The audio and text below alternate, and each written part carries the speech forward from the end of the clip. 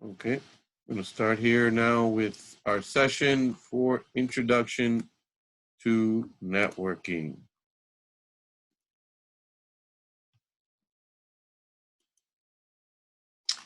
Our main objectives is going to be able to define and give examples of networks. We want to be able to identify what a PAN, a LAN, a WAN, a MAN, all these different acronyms that are out there that we're going to be using. Obviously, those are words, as some of you be shocked that we don't use in front of users because they're not going to understand one word that's coming out of you.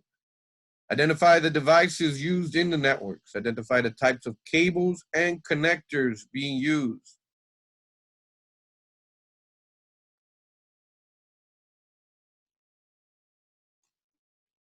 Can somebody help us out here? What is a computer network to you?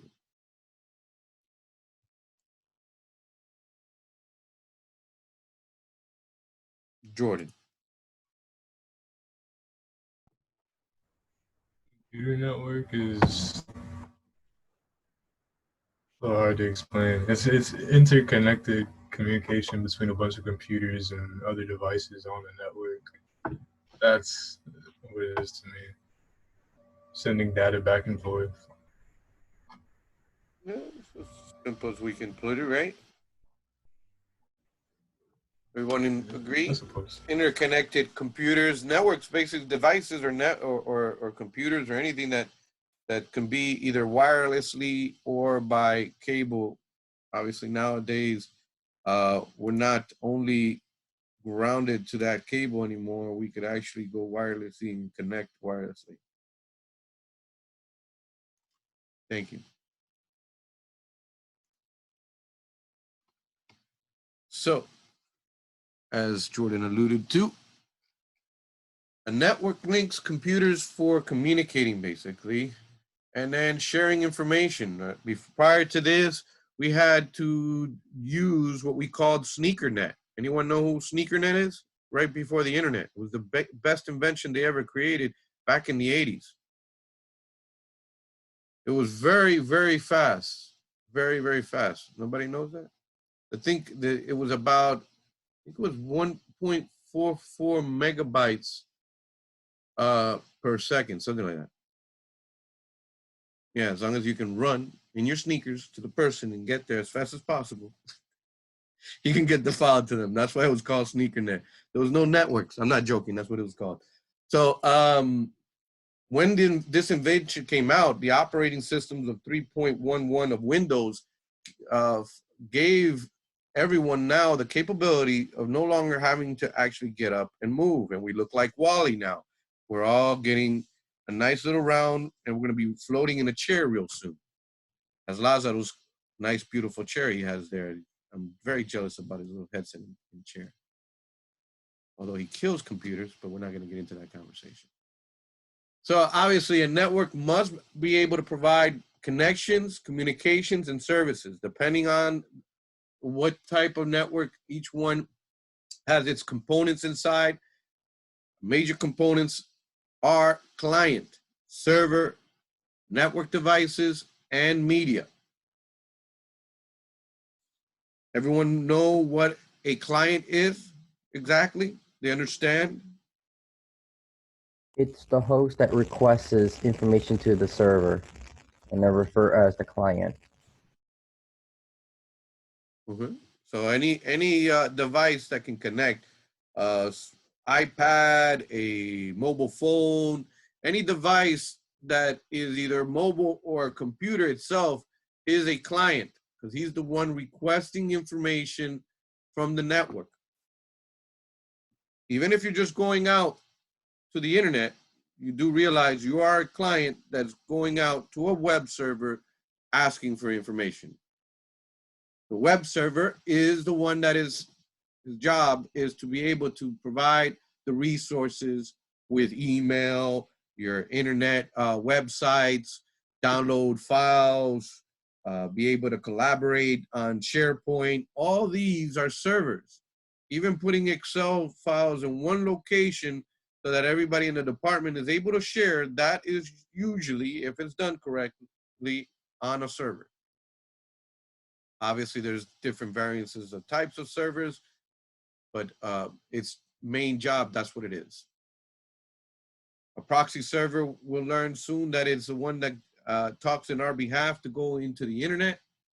You actually proxy through him. And our network devices. We have our switches, we have our routers, we have our access points, we have repeaters, we have satellite, we have a bunch of different actual devices that help us communicate throughout the network. And lastly is the media. It's used to interconnect devices, be the wire itself, wireless. Obviously, you got fiber optic too now for the light. So that is the media. That's the things that we travel through.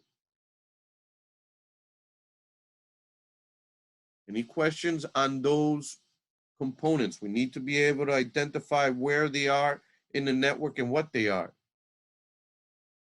So the copper is not a network device. Copper is a media. So is the fiber. So is the Wi-Fi signal. The access point, though, is a network device. Questions?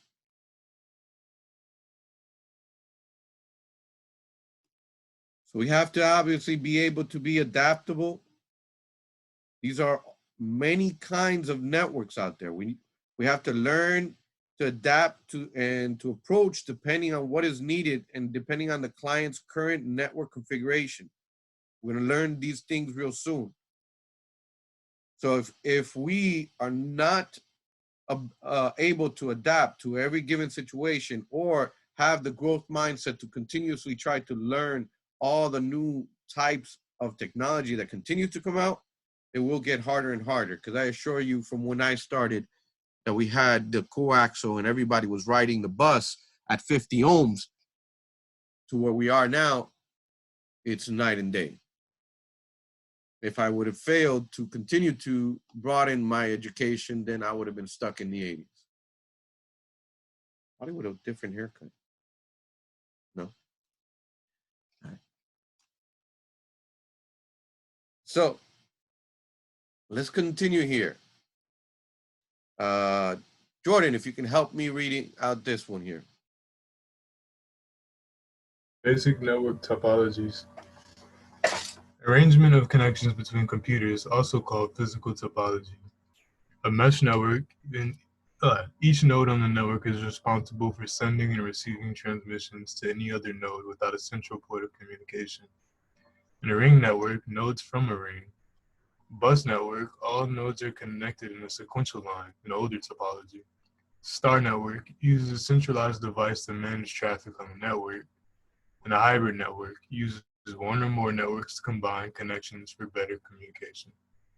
Example, star ring, star bus. Thank you. Here's a topology visual representation. So we need to understand the internet and or network. The internet itself obviously is a hybrid. It's a ring / mesh / star, depending on where you are. Usually the star network is the one that's inside your facilities. Those are the ones that are connected directly to a switch, and you can think of it as a star because all cables come into it and it goes out to the people. So it's like as you can see here in the picture, the strings just come out.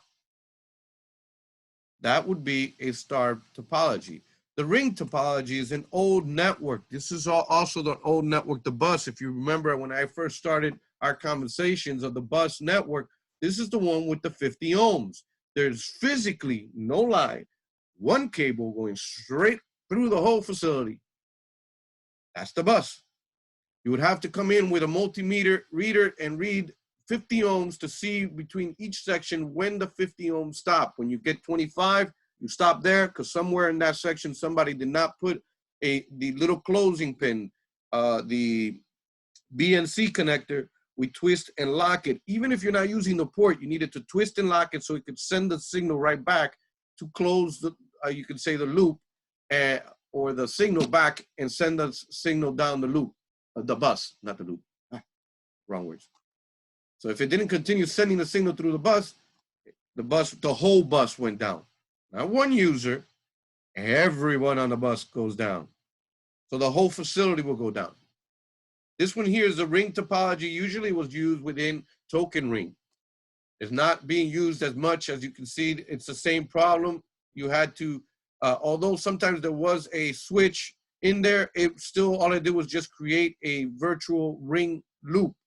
It was it would vary between 14 and 16. And if you introduced a computer that was on 4 on a 16 network, once again, there goes the whole ring. It went down because you're talking at one speed while the other guy is talking at another speed, and it's catastrophic. It didn't have an auto sensing feature.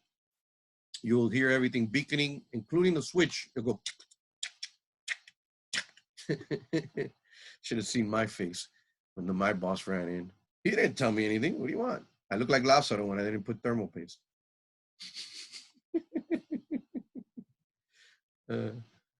Lastly is the more robust and costly one, mesh. As you can see, it looks very fancy, and that's because every single computer here is touching each other. There is no point in break. So if this connection dies, I don't really matter because I could still go through here. Has much more, obviously, cost if you're doing it over a wide area network, which they call the WANs. Even inside a facility, you can see that's not really possible. You usually don't have a mesh network inside a facility. This would be more of a virtual WAN, be that it's public WAN or a private WAN. Anybody know what's the difference between a public WAN and a private WAN? The public WAN is you could say the internet. The private WAN would be a private wide area network for a given company. Only the company can see that network interconnects all facilities within the company, be it globally or within the United States or various cities. There, a lot of them pay for a mesh or as close to possible to a mesh network to be able to facilitate the, I call it, when you have a catastrophic event, nobody is down except for obviously that one facility. Minimal impact. Any questions on a mesh network, a star network, a bus, or a ring? I got a quick question about the private WAN. Usually those are like T1s or T3 connections that they get from the providers, right? Yeah, OC3s also, correct. It's all depending on the size of the bandwidth that they need. Some of them have fiber coming straight into the building. That all depends on the amount of connection you need to come into the facility or for your company. Sounds expensive. Oh yeah. Well, you do that because just one example. Let's say I have a mesh network that's a WAN, right? If I would pay internet for every single facility, it would cost me more than if I put in here a fiber connection or an OC3 ring here and an OC3 ring here going out to the internet. I still am already paying for all of these to be in a private WAN.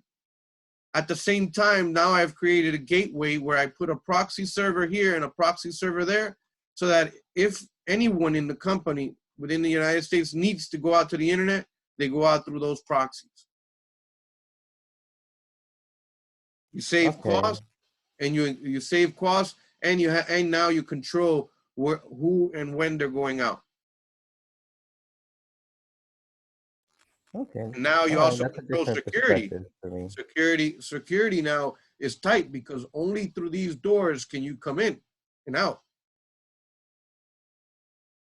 No risking that some little IT guy decides to connect a DSL or some weird thing over here to give Pepe some access to the internet. A rogue. Well, yeah, that also rogues. Those are things that can happen, but obviously that's later on when we're mentioning it. I think it's in the second half of this.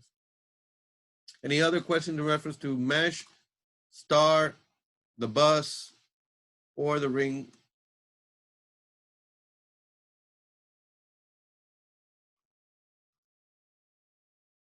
So what would happen if this cable here broke?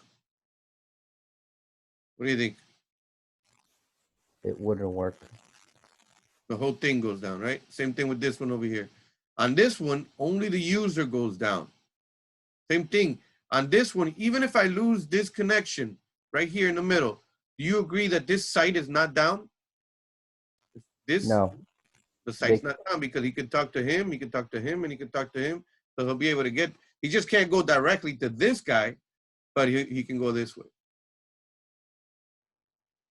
Same thing, that also happens in facilities where they have a lot of switches, where they have something like this, and to avoid this continuous ring of stuff going the wrong way, they have a thing called spanning tree where they kind of control and or turn off, not turn off, that's a bad word. It's called warm. So it's kind of there, so the connection's still on, but I'm not gonna transmit to you because I know it's faster if I go this way. Make sense? So that way it doesn't continuously create a loop, because then it starts going crazy trying to figure out which way it needs to go.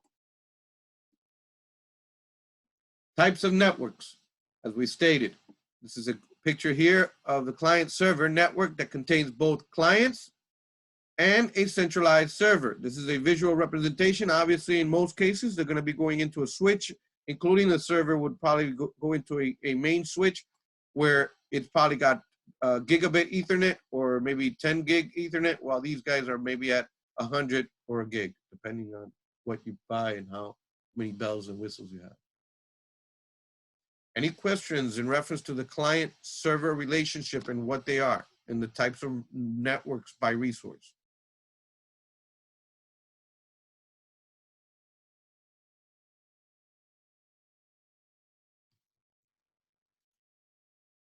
So can, Carlos, can you name for me a type of client that you have in your house? Name a client resource that you have in your house.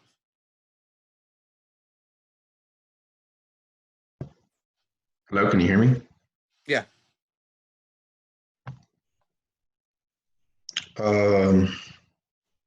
A phone. Okay. Would that be what considered one? A laptop. Okay. Um, Can you tell me what servers you use from your house?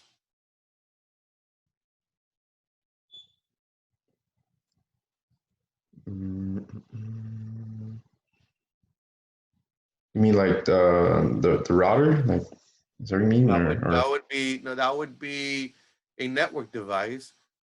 Pablo will be able to help you out. Pablo, what servers are you accessing from your house? My servers. Yeah, what server? You probably daily you're accessing many servers, no? Yeah, I mean, what server am I using right now? I guess Zoom servers. That's correct. Zoom server. There's a server hosting this, right? Being able to relay everything and create it. Yeah. What other ones are we using? We're using a Nearpod server, maybe? Yeah. Also like email. There you go, guys. Yeah. Email, your email server. Daily you're going into Gmail. That's a server. We got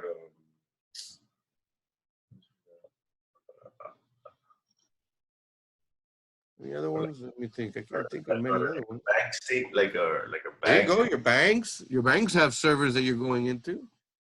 So Social media you'll be server. surprised how Google many Classroom? resources are. There you go. Google Classroom has a server. Servers are everywhere. We just don't realize that we're using them until we obviously think about it real deep, all these resources that are out on the internet, be internal or external to a company, even when you are home, you are accessing servers. They're giving you resources. You're able to get information. If it's not on your computer and you're accessing some type of information, then it is a type of server. Make sense? Thank you. Next slide. Daniel, you can help us read. Oh, sorry. Types of networks by resource location, peer-to-peer.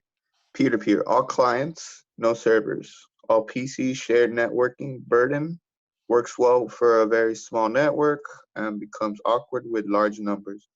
Rule of thumb is no more than 10. Yeah, you don't want no more than 10. And usually it was great. Anybody know where I used to use this? No, you guys don't even know. I'll give you a hint. It was the Xbox. We used to do this with the Xboxes back in the day, create a small little peer-to-peer network. Everybody had to bring their own little television. and a, They do and a, That's that. still a They thing. do. and a They six-pack on do the other that in end, a right? lot of like Hispanic countries, you know, to Like a like LAN game party. share their network game. Yeah, LAN party. That's what it is. It's a LAN party. That's what it is, exactly. Usually It has party. no internet, if you notice. It has no external resources that it's getting. And it's usually only used, obviously, in very small networks. It's not very, very practical because everybody's got to be able to connect one to another. Another one was Game Boy. That was another peer-to-peer network.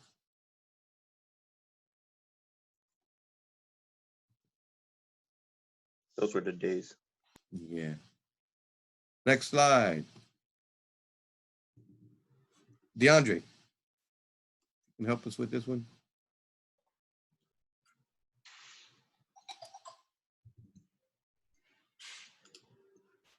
DeAndre?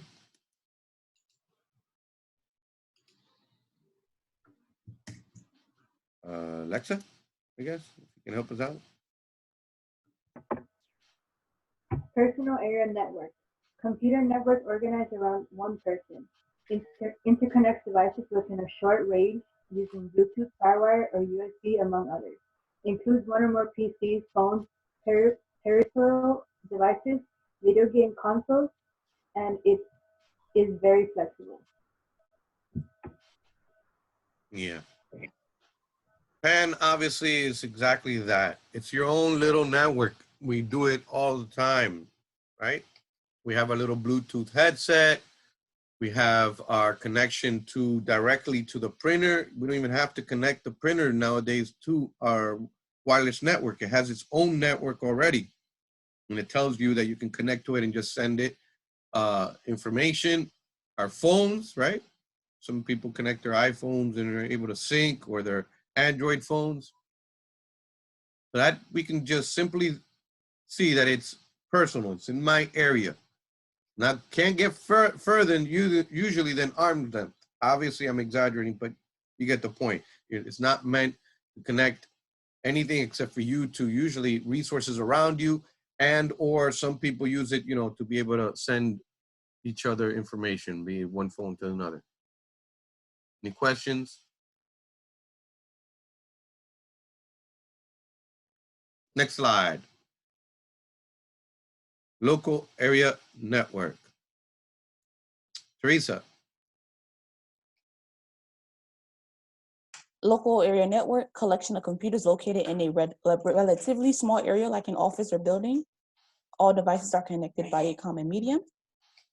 Allows sharing of data, peripherals, software, and storage. Provides high speed and low cost. LAN topologies includes bus, star, and ring. Thank you.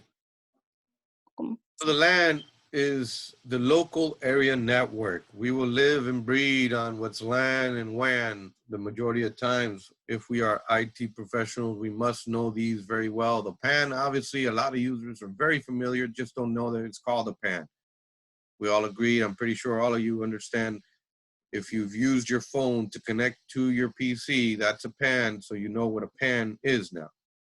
Anything that is just connecting Even your keyboard, if you have a Bluetooth keyboard connected to your computer, that would be a PAN device, or PAN network, sorry. A LAN now has a centralized, usually maybe several switches, depending on the facility size, where every network device is connecting directly into this switch or various switches to be able to use as a medium or media to be able to get across. It provides obviously the bus, as we said, some of them is a bus. That's not really being used anymore, but I don't know, maybe some people are still there. The bus is still in there technically, because if I have several switches, right, stacked on, they are technically riding on a bus, because they intertwine each other just with the cable. And some of them, if it has several rooms, create a large ring, virtual ring, so that when they all connect into each other. So you'll have several switches which have just dedicated fiber ports only, and then you can create a mesh. All the switches will create to go to those centralized fiber switches, and now you have eliminated a ring and created a mesh. So there's a lot of different ways of setting it up, your LAN. The main purpose, obviously, it is to allow the file servers, your printers, your access points, your users access to the data. Any questions?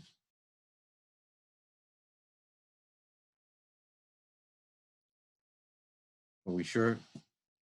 We understand 100% of LAN?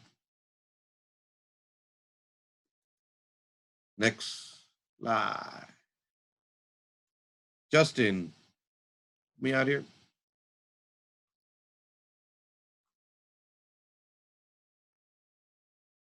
Wireless LAN or WAN. Yeah, wireless LAN. LAN, which uses wireless connectivity, can be public and unsecure or private and secure. Provides flexibility and mobility.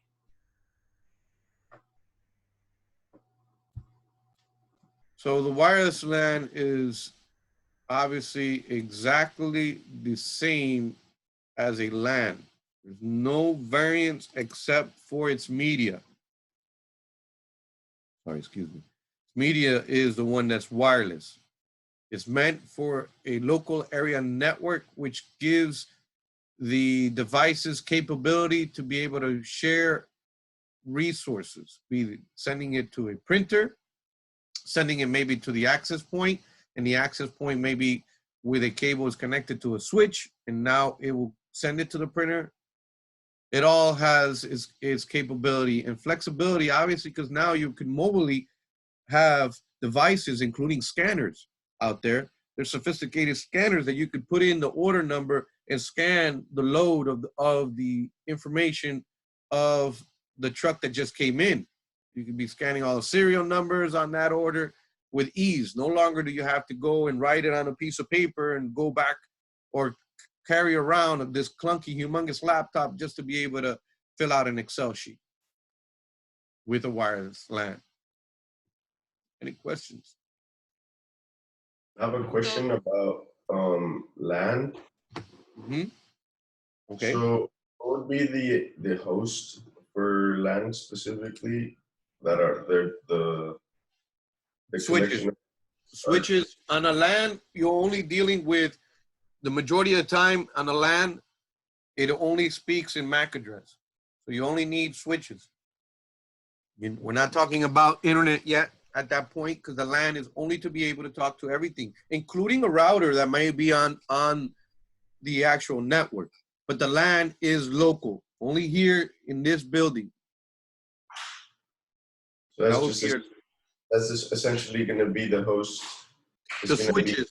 The switches are the ones that interconnect everyone and allow them to be able to connect. That would be obviously in the topology where you're using a switch. when, like I said, the previous ones prior to this, the bus where that's that long cable, there's no switch, it's just one long cable. That's not being used that I'm aware of. I mean, if it is, good luck to those people because I believe that's not being used. And then the switch is built in each computer individually, so essentially everybody's each other's hosts. No, the switch is a device that sits on the network itself. For instance, you have a Comcast in your house, or do you have AT&T? Who's your provider? Yeah, sure, like Fusion or whatever. Yeah. Okay. So, Now you look at that device. That one's really a Soho. It's a small office, home office router. Okay, that has several ports in the back, right? Yeah. It has several ports and it has an antenna. So it has actually 3 devices in one. It has the router because it's going to allow you to go and connect out of the facility. The job of a router is to be able to route traffic from the LAN to the WAN. That's his job. He's going to translate from MAC address to IP and go, hey, you out there in the internet or in the WAN or private, whoever it is out there, here. You can care less after that. He send it, and it's somebody else's job to go and fix it or come back and say, I can't do it. So now the other thing that you have in there is a switch that interconnects everything in the LAN. His job is to talk in MAC addresses, which we're going to learn real soon what a MAC address is or what layer 2 is. So then the switch is essentially in the network. The switch is a device that's on the network, and its job is to be able to create separate broadcast domains to not saturate the actual network. What I mean is that there's also another device that used to be called the hub. The hub is very dumb. He broadcasts everything. In other words, if you talk to me and I'm the hub and you say you want to talk to Carlos, I actually scream it out to Mohammed, to DeAndre, to Christina, to everybody that's on the network saying, hey, he wants to talk to Carlos. And Carlos says, oh, I'm here. Hey, everybody, Carlos is here. That's how stupid he is. He won't adjust at all. He screams it out to everybody. In reference to the switch, it looks identical, but he is smart. He is actually tracking the MAC addresses. The MAC addresses are the ones that are on the actual computer. That will be the actual RJ45 or the MAC card that you have in your computer where the cable gets connected. That has an address, which is considered equivalent to a serial number. Doesn't get duplicated. Never gets duplicated anywhere. So now he can be able to track who is where and what MAC address is who. He can care less about IPs. He's not looking at IPs. He doesn't even know what an IP is. That's not even his language. All he speaks is in MACs. As soon as he finds out what your MAC address is, he associates it also to the name. He now has something to be able to talk to everybody. So he'll just basically grab the MAC table and sends the information back to each port that pertains that MAC packet. That's his job. He doesn't speak in IP. That is a very dangerous thing if you ever think that you can maybe configure it via IP. That's a different side of the router. That's the configuration side. But my job as a switch, I have no idea. This is a layer 2 switch, a simple switch. There's more sophisticated switches that go all the way up to layer 9, but we're not covering that. Just a simple switch. Any questions on the LAN? So in this picture here, we're seeing a access point who is sophisticated enough to actually be a switch, a wireless switch. There's access points who are not smart enough. They can't do switching, and they actually just let you connect to them, and they send it back through a cable to a switch. So that's depending on the job and how you want to set it up. Most of them now come up with the capability that you can actually set them up if you only want them to be a bridge or if you want them to actually act as a wireless switch. Right. Any questions on LAN or wireless LAN? We must understand it because these are the pieces of the network. They're all intertwined to each other, and we need to understand where we are, because when we get to the sections of TCP/IP, it's gonna get very interesting. I have a question. Yes. Besides the router being connected like by a wire, everything else is wireless, right? No. The computers usually are connected by, and servers are connected by wires to the network, which goes to the main distribution frame or the main closet. And then those panels connect to the switches. Usually, if you're dealing with a business, the majority of them won't pay for wireless. Plus, wireless creates a lot of problems. You have a lot of retransmit. So it's not, although it's fast nowadays, it's not as good as wired. So No, I'm saying like in the wireless LAN, like all the I'm sorry. I'm devices. so sorry. In the wireless LAN, Yeah. sorry about that. The router and the access points are the only ones that would probably have a cable connected Physical? to them. Okay. Yeah.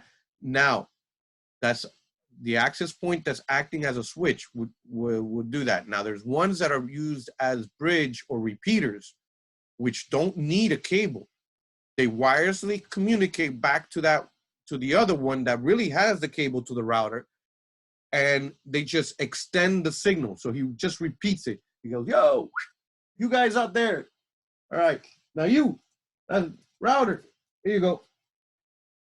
He just wirelessly connects. That's called a repeater. It's still an access point, but his job at that time, he's just throwing packets everywhere wirelessly, but he doesn't give you a connection to the internet. He knows where the connection to the internet is. He will let him know, but he will just be repeating. It's obviously slower because he's just a bridge to get you from here to there. So you have to hop over him to get to where you want to go. Usually people have these things in their house, or what they call the extenders, and they're out in their backyards or to the second floor of their house to be able to use them.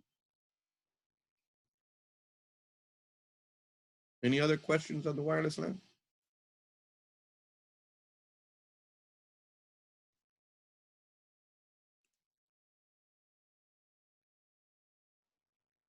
Next is our wireless mesh network. We can have, who we have here? Christina, if you can help me out here. Wireless mesh network. In a typical WLAN clients connect wirelessly to an access point AP, which then connects to another connectivity device such as a router or switch. The key defining factor of a WMN is that it has multiple redundant connections, all using the same SSID. So everyone know what an SSID is? No. The SSID is the one that usually you see. So when you go and you turn on your phone to look for a wireless network, that is the identifier of the network.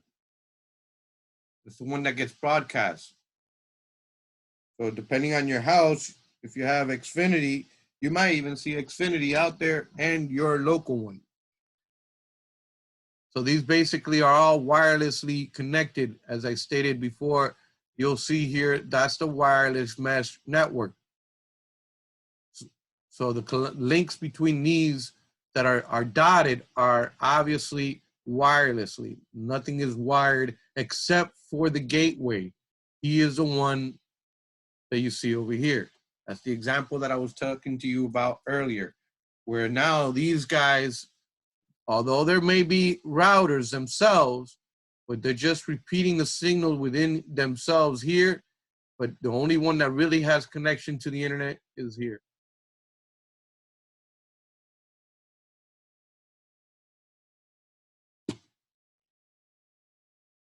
One flaw in this, obviously, is since you have the same SSID, you have to be very careful on what channels you're broadcasting. One example that a lot of people need to know is that you need to be broadcasting it either on 1, 6, or 11. There's obviously, I think, 12 channels, if I recall correctly, on on the lower band. I'm not going to get into the higher band. So you need to make sure that if you have 1 here, this is 6, this is 11. And this guy could be 1, this could be 11, and this can be 6. The channels can't be near each other.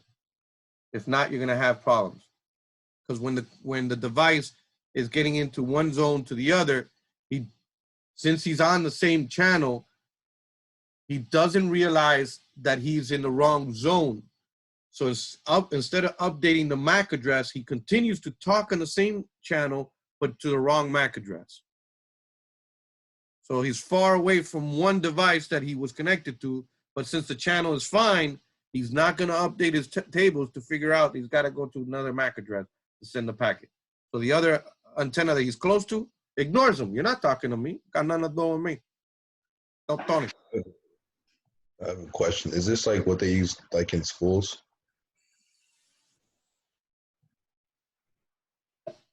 Some schools are using this. Hospitals are using this to be able to even interconnect facilities.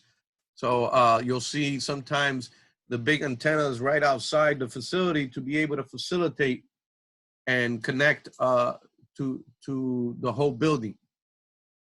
It's cost obviously very cost effective because now no longer do I have to do drops throughout all these buildings. I can now just extend with the wireless mesh. There is some of them that are a little bit more sophisticated and much bigger, but these are usually the idea of an access point and or a router doing these jobs in an area. Not very wide area here. This is still a LAN. Any questions? So you can pretend this is your house. You say that this is your living room. You might put a repeater out here in the backyard, one in the study, maybe one in your room or something like that, because you have spotty connection throughout the facility. Doing this now, you won't have a bad connection for the device. Obviously, there's still latency. We all agree I'm going to have several hops to be able to get out of here. At the same time, I'm not losing packets and I'm not degrading on signal. And that's the reason why people sometimes set up a wireless mesh network around either in the office, schools, or a facility, depending on the type of cost associated and what they can actually purchase. Any questions or doubts?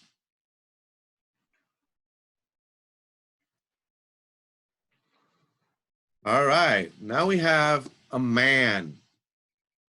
The MAN is very interesting. It's a metropolitan area network.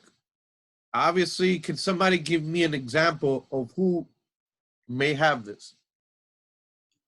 I'll tell you, every single city that is a city, not a town, has a MAN. No jokes allowed. No, I'm not joking. MAN as in metropolitan area network. Come on, guys. Nowadays, you could be doubtful, but hey, it's depending where you're walking into. Stop it. You're going to get sued. All right, here we go. Seriously, guys. Come on. Come on. Wake up. Take a wild guess. Take a wild guess. Who will have a MAN, no matter what? Every single city has this type of service which requires a MAN. The Wi-Fi? Would it be like cameras? There we go. That might be a MAN on a MAN, right? Police. Police run on a MAN. Police network, right? It's a private network, but it's only within the city. Like local government? Local governments have MANs, right? Usually that's where it's confined to only that area. Once again, we need to understand there's no internet connection when I talk about a MAN. We understand they may have in the back a proxy or whatever it is that they have to get out to the internet. That's something else. As for in reference to what we're talking about and where it's connecting all their lands within a geographical area of a city or Miami-Dade County, you know, for the another man, which is out there is for sometimes for hospitals, right? Some hospitals have a very large coverage to, who is it, like Mount Sinai may have a man, for instance. I think they're one in the beach, one over there, one on the other side. Any questions on what a man and what it does and how it covers? So we had our LAN, which is a short distance, usually within a facility in a given area. The wireless LAN, again, is within a confined area. Now we've gone a little bit further. Now we're going into the city, which is the MAN. That's how much it's covering. It could be obviously miles away or blocks away. WAN. Now, our WAN is obviously much larger.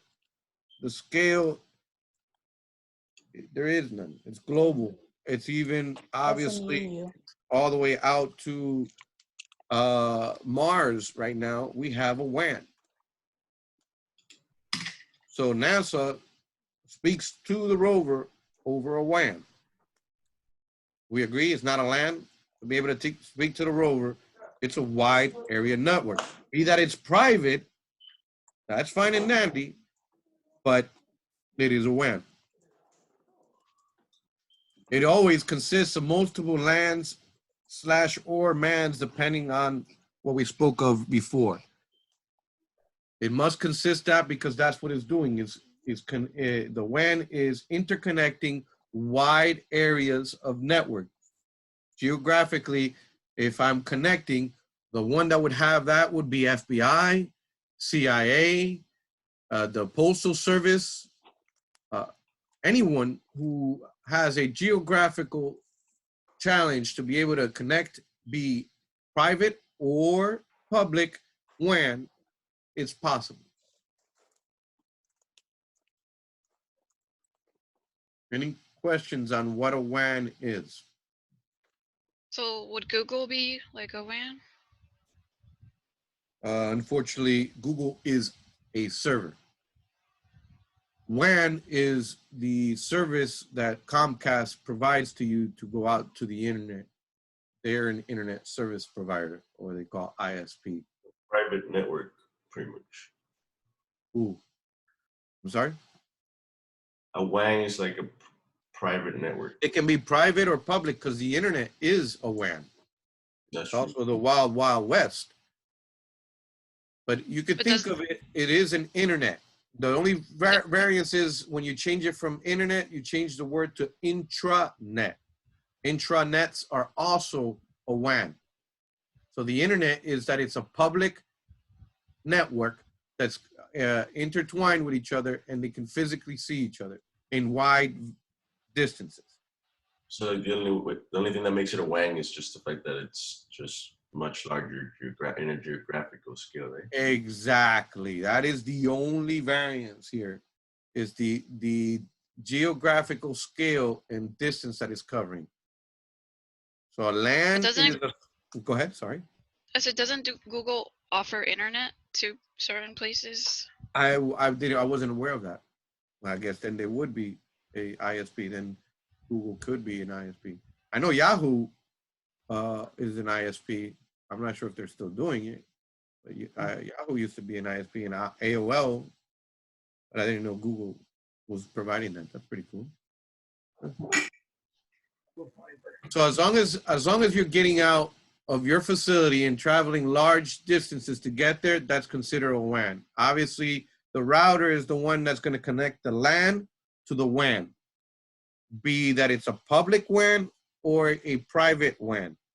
In the public WAN, we usually call that the internet. That's the name. And then the private WAN is called the intranet. The way I remember this is just like you see it. Interstate 95. I-95 is an interstate. Goes from one state to another. While your intra is 826. Intra-highway. It's only inside the state. So if it's an A, it's in a small area, not the whole world can see. It's confined to just your company usually.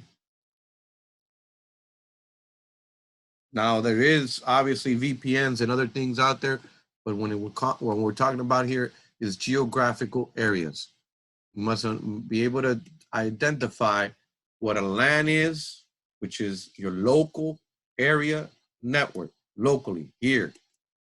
Your MAN, which is a metropolitan area, now covering city blocks or counties. And now our WAN goes and connects multiple LANs / MANs together to be able to cover the wide geographical area. Any questions?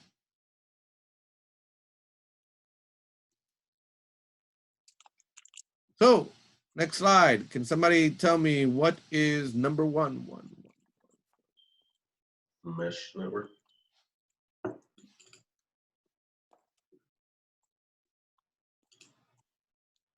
Everyone agree, mesh? Mhm. Okay, someone else can help me out with number 2 now? It's Star Network. Okay, thank you. Next person, number 3. It's a common bus.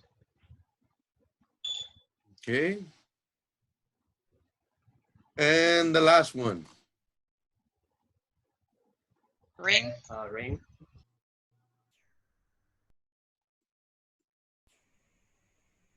Yes, very much. Thank you. We're gonna stop here and take a break, guys. Refreshed from our break. We can continue to the next slide. If someone can help me out, fill out the chart here. What's LAN stand for? Local area network. What's this geographical confinement? What do you mean by that? We understand that all these are just a representation of a geographical confinement name to a network. They're all network. One network. The only variance is spotting where in the network you are. So geographically, where are you confined on a LAN? Like your room, or like the like building a that room? you're in. So if I worked in I don't know, in any facility. Say I was in Biscayne and I was in one of those towers there, and somebody owned the whole building. That would be a local area network. Okay, I understand that. It's many computers connected to switch network usually, and they're confined geographically to an area. Usually it's a facility. One hospital by itself would have a LAN, may have also a WAN. Can somebody tell me what a WAN is? Wide area network. Okay. And what is his geographical confinement? Essentially, there is none. Well, technically there is. It's a wide area, so it's like they can travel country to country. Or Would a WAN be inside a LAN? No. So that's his geographical confinement. Is external, widely, in other words, it has to be far distances and it has nothing to do with it. Reason why we need to understand this is that the local area network speaks in MAC addresses. There's all what we call layer 2. There's also obviously some other protocols in there, so I'm not going to just say MAC address. WAN speaks in IP, Internet Protocol. It must have a 10.216.8.1 address associated with it. As an example, I'm just giving you an IP address. Here, it's a MAC address. So it'll probably be 8F:2E:, whole bunch of other mumbo jumbos. Usually 8 pairs. So that's the geographical confinement and how we're gonna get into the details how they apply, but we need to understand where in the network it is, because when we're troubleshooting the network, we definitely need to understand what's what. That way we can then tackle the correct device that's giving us the problem. Next one is PAN. Can somebody help me out with PAN? Personal area network. Okay. And what's his geographical confinement? Several feet. Basically. Like Bluetooth. Yeah. Bluetooth, whatever the media's confinement and or requirements, that's what we have, right? Bluetooth and or whatever other wireless technology we're having, but it's usually within one person to those devices around him. Any questions on PAN? Okay, can somebody help me out with WLAN?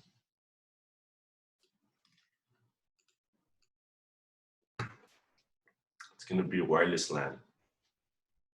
Okay, wireless LAN. And what's his geographical confinement? I would say like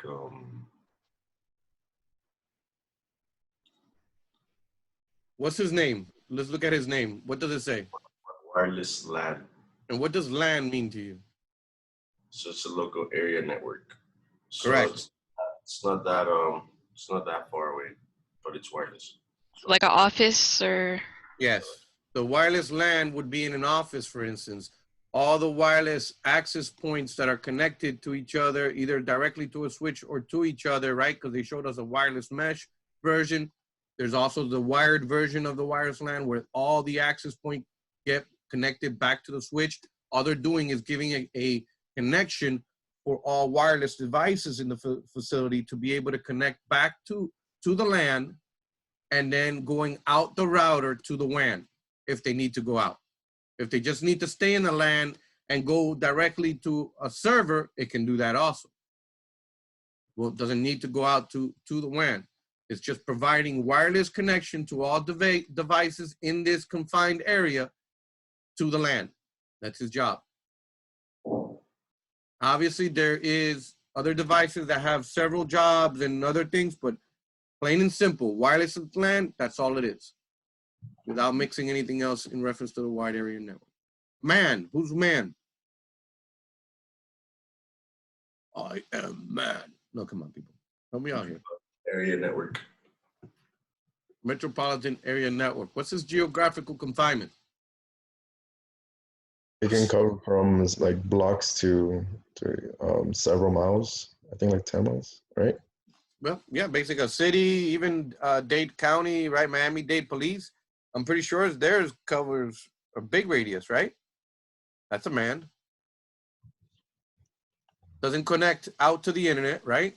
We're saying that you're only using it for themselves. We agreed there is capabilities of doing it if I have a router that goes out to the internet. But as for what the job of what a man is, it's usually a private network in a confined location, which is usually city blocks, depending on how much you want to pay, to interconnect all these facilities, all these LANs together, including the devices that are out there, which are the actual police units, right?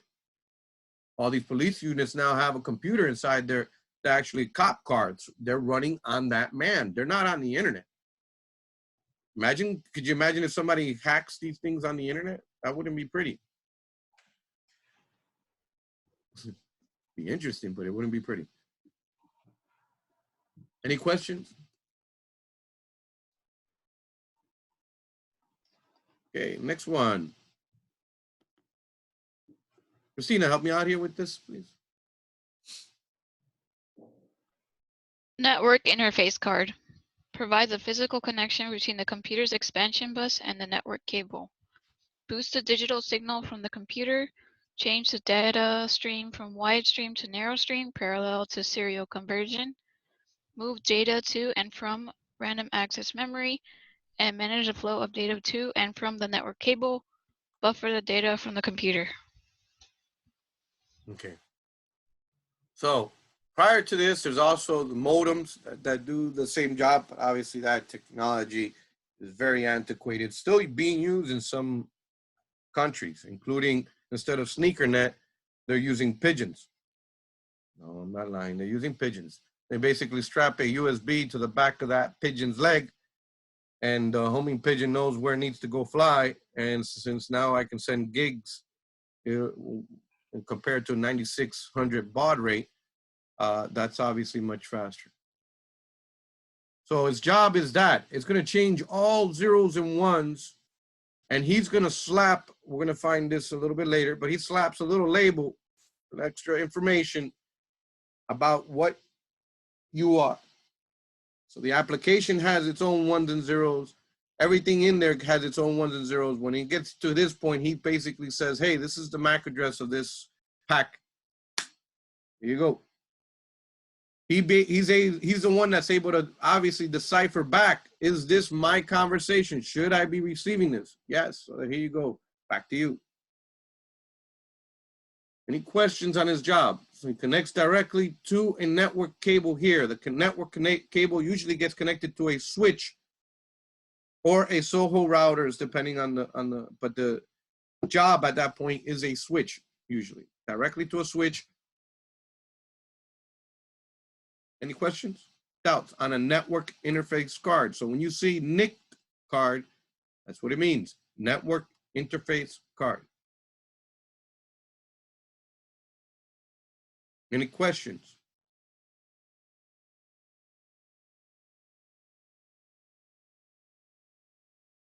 MAC address. This is beautiful. Here's the number right here as an example.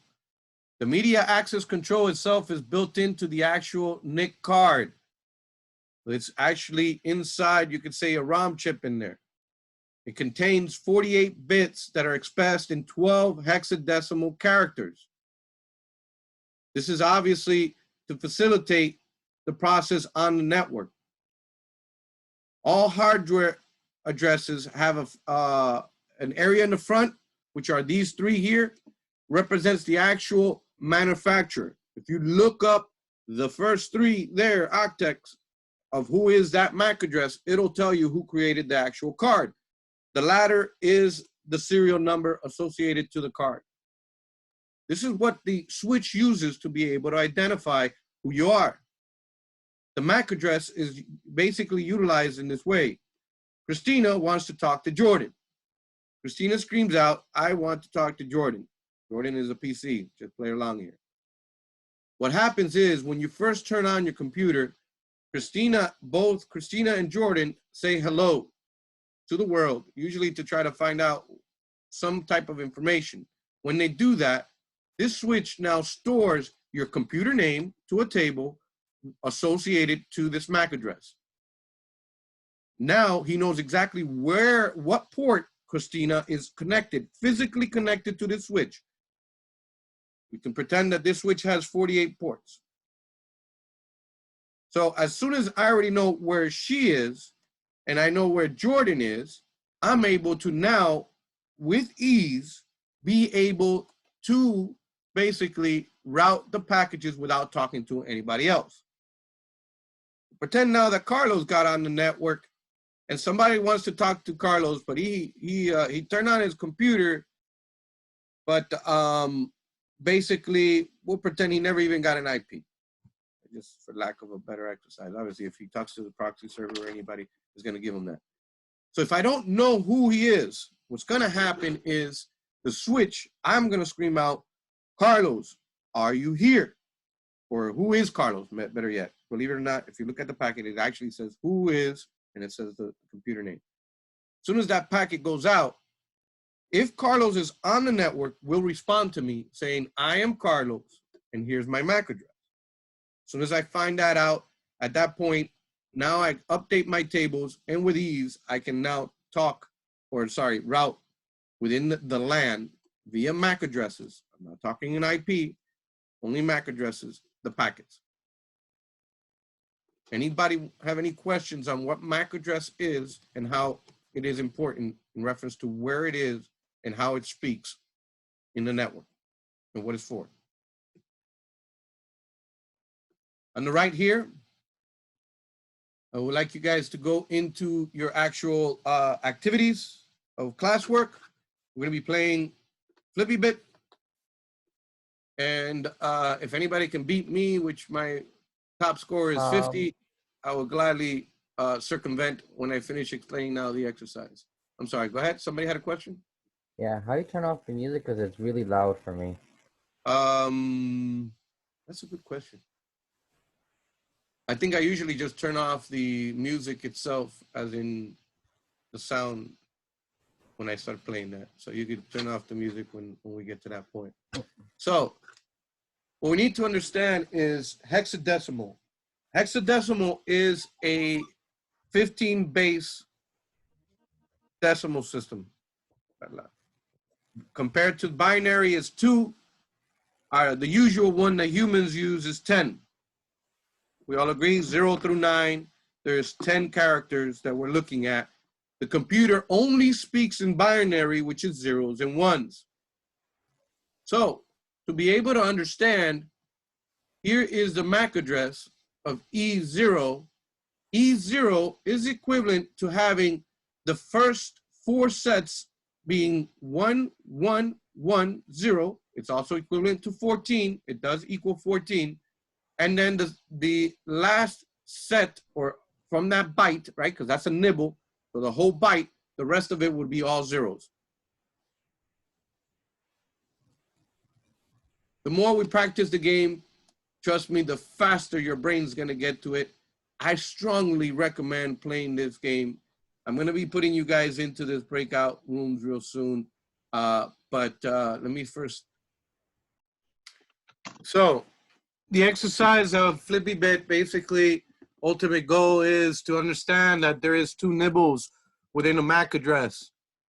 It is represented in hexadecimal, but as we have spoken before, the computer only speaks in binary. So the hexadecimal, which is the human language that we're used to of 0 through 15, does not exist in a hexadecimal. Although the characters are being reused, we all agree that 0 through 9 are in a regular decimal and they still represent themselves here. At the point that we get to 2 digits, it is represented by alpha when we get to 10, Bravo for 11, Charlie for 12, Delta for 13, Echo for 14, and Foxtrot for 15. So each one is a nibble. So 2 characters creates a whole byte of information. There is also a pattern to this mayhem. It always starts off with obviously the one all the way to the right, which is your 1. The next guy here is your 2 space, right? The next guy next to him was 4, and the last one is 8. The pattern is as turning on this guy, turning him back off, then to turn on the guy right next to him. Then I turn him back on. It creates a 3. When I turn these 2 guys off, I'm gonna skip them and turn on this guy, which creates my 4, because that is the place of 4 in binary. To get the next number, I repeat my pattern. So now that I have 4, I need to turn on what they consider the 1's place to get the 5. I repeat my pattern again. I turn off my 1 here, and I only turn it on this space, which creates my 6. The pattern continues as always, turning off and on until I completely fill up the whole alphabet, up to F. Any questions on how to read the hexadecimal MAC address and its binary representation? We Probably still need practice. Yes, and I definitely strongly recommend for you guys to get it all the way up to 256. Well, actually, no, is it 120, 128 really? 128 is, but 256 is preferred. So it was 0, 1, 2, 4, 8, 16, 32, 64, You get my point. 128, 256, 512, 1024. The further you can go on that binary language, the easier it's going to be for you, especially in circuit sizes and or when we're talking about IPs and subnets. Any questions on how to read this? Doubts? All right, continue on to the next slide. Device on a visual network. Guys, please mute. Remember to mute yourselves if you're not speaking. Thank you. As we stated before, that the actual devices on the network vary from repeater, a router, a bridge, and a switch. A bridge does exactly that. It bridges one network to the other in a given a confinement, usually in the LAN. Be that it's bridging maybe two LANs or maybe bridging wirelessly. As we said, access points can also be a repeater or a bridge, depending on how it is. Usually bridges two LANs together. A switch is what it is, as we stated before, is where all the actual devices will connect into the LAN to be able to use the resources within the LAN, including a router if the router is connected within the LAN. Any questions? I have a question. So for the LAN, does it necessarily have to have a router or not necessarily? Only if you want to get out of the building. Okay.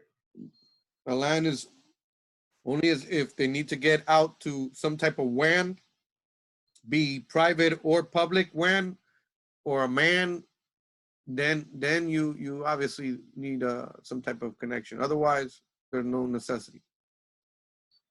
I got a quick question. Mm-hmm. Is that repeater a hub or is it just literally a repeater? A repeater is basically a device that repeats the network. In other words, it's similar to a bridge, but it actually repeats the same network. You can look at it as a lot of times as those Wi-Fi extenders. Those will be repeaters. A bridge bridges two networks together. So the two separate LANs. Okay, so the bridge is connecting to two mediums, and then the repeater is extending the length of the cable, right? The repeater can, or the signal, depending if it's wireless, right? Okay, yeah, because I'm looking at a repeater, I'm thinking, is that a hub, or maybe it's extending because it reaches 100 meters? It's very, very similar to, you could think about it, it's almost as similar to a hub, but it's dangerous to say that it's a hub because it's not. Okay, it's not a hub. Because a hub could be connected directly to the router and have, so then at that point, it's not repeating the signal or repeating the network. It's meant because of the degradation of signals, per se, of the 300 feet that you have, or 100 meters of limitation, which I think is about 325 feet. I wouldn't go too close to that because Ethernet pretty much degrades when you get very close to that. So the repeater would obviously help you out in that situation and being able to repeat the network to an extended area. It doesn't connect directly to the router. It still goes back to another switch.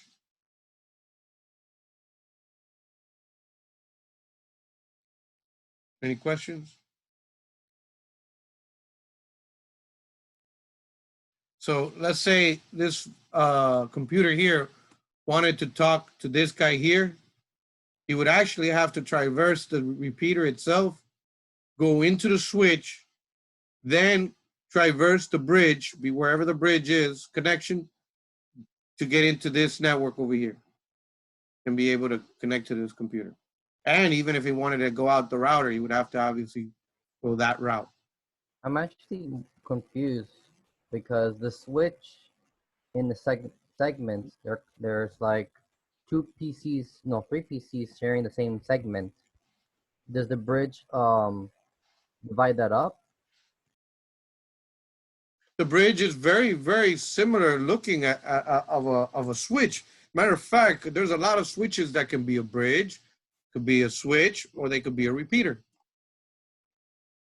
It's depending on the job that you want.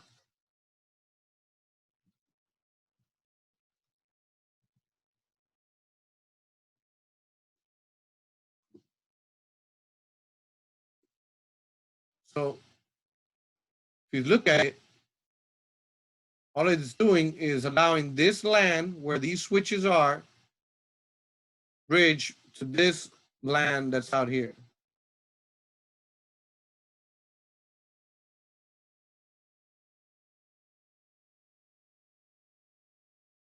It's LAN. It's not like a WAN where traditionally you could think of it that it may be a router might be in the middle here. Here's a better picture of the representation. There's a hub, a bridge in the middle connecting these two LANs. They're usually completely different subnets. They're not in the same subnet.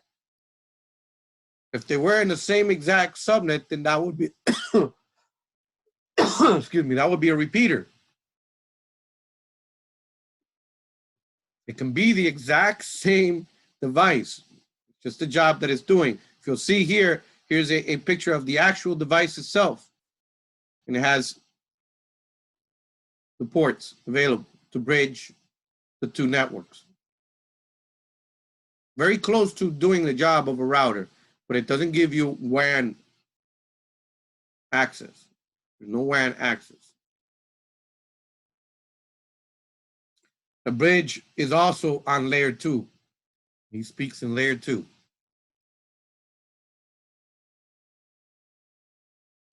Okay, so on the diagram, are they sharing the same cable or is it a different cable? The diagram is just a representation of how they're linked. There is no same cable. No. Okay, I thought they were using the same cable. No, that's just their representation of how things connect to each other. But if you see here, there's 2 ports. Okay, I got it. Thank you. Okay, I have one last question. Yeah. And I keep going back to LAN, but the only thing that's like not clear, I guess, it's the fact that like wireless LAN and LAN are essentially the same thing. However, wireless LAN is connected wirelessly and LAN is connected through like what, like LAN is a physical cable. It requires an actual switch or a hub or something that basically gives you a physical hard connection. Okay, so then the local network, the LAN will be connected essentially to that by a hard wire. Yes. So here we are. So. Okay. Alrighty.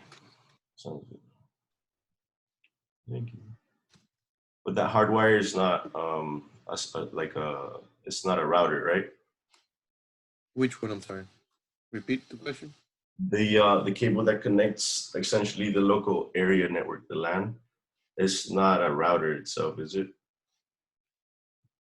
No.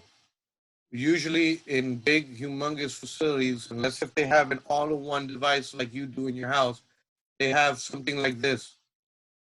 These are the server rooms. So all these cables run into this server room here.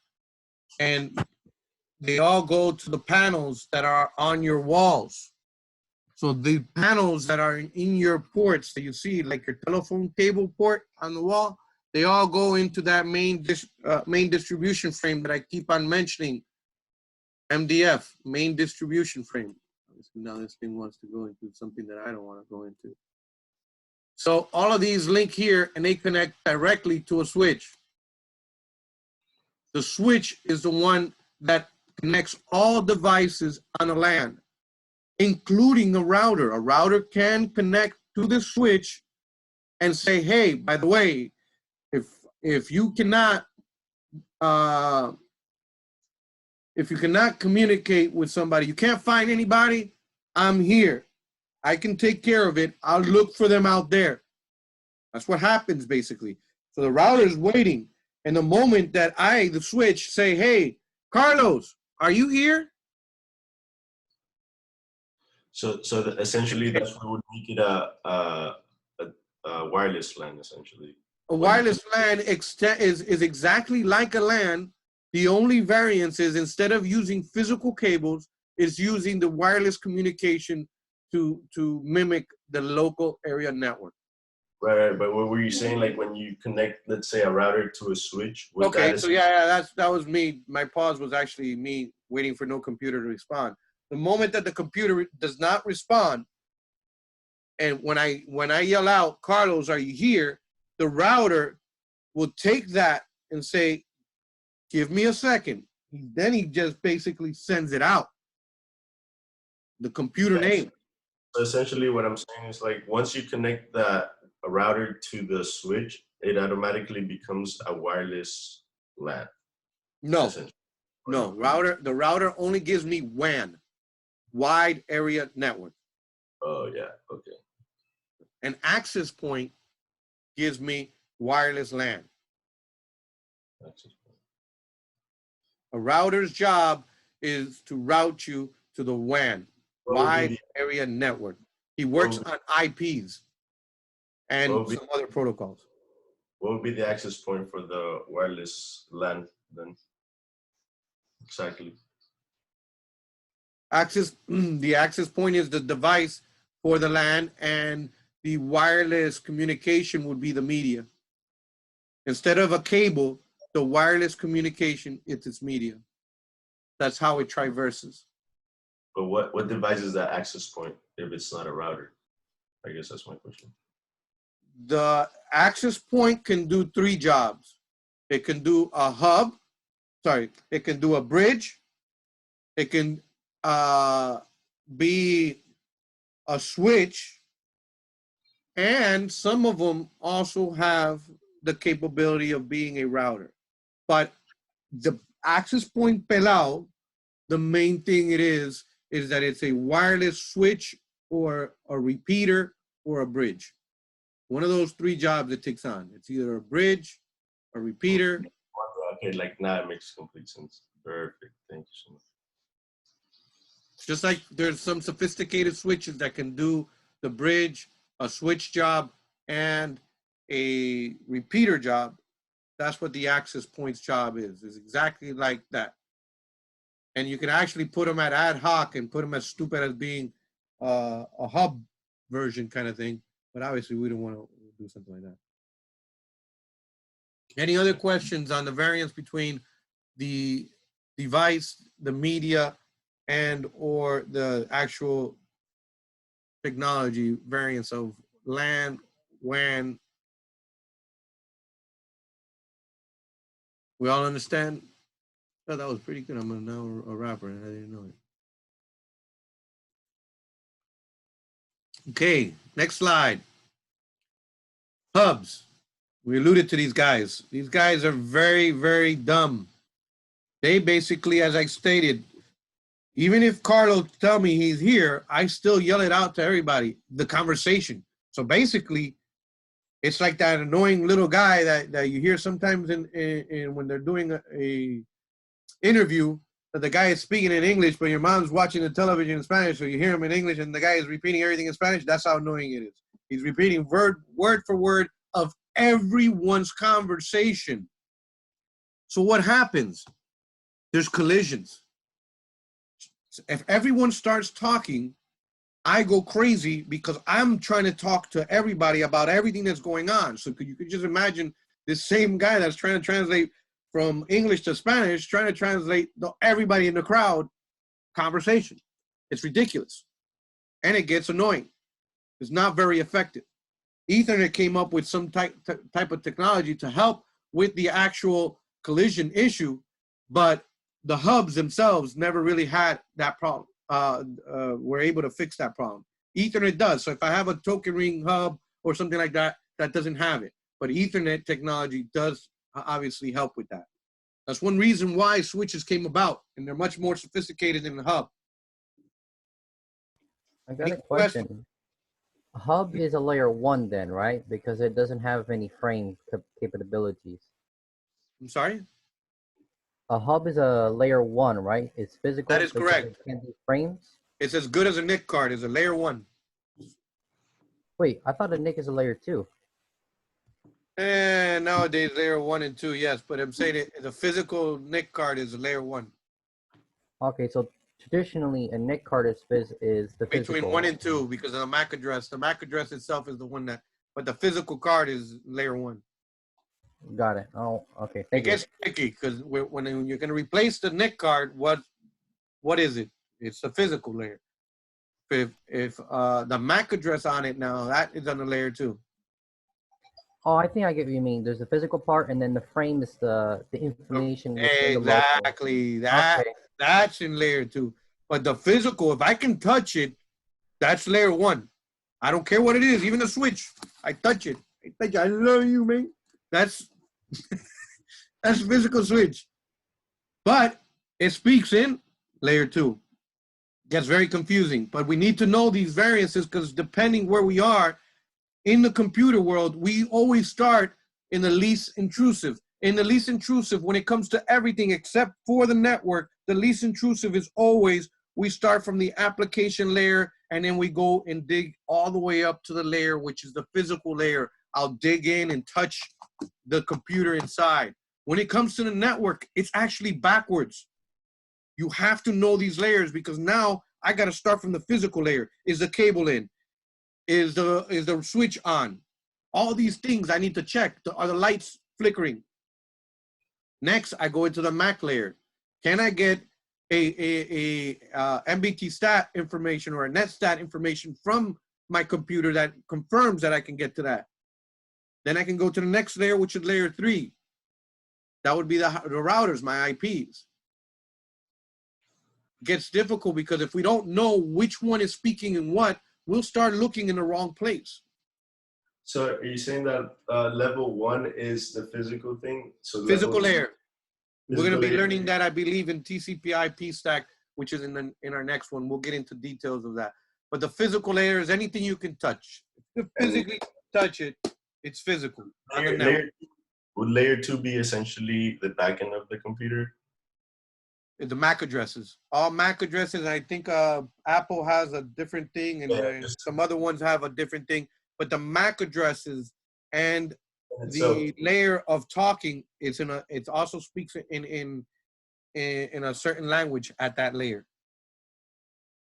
The topology is different. That's already the MAC address. That's the second layer. It is a layer 2 device.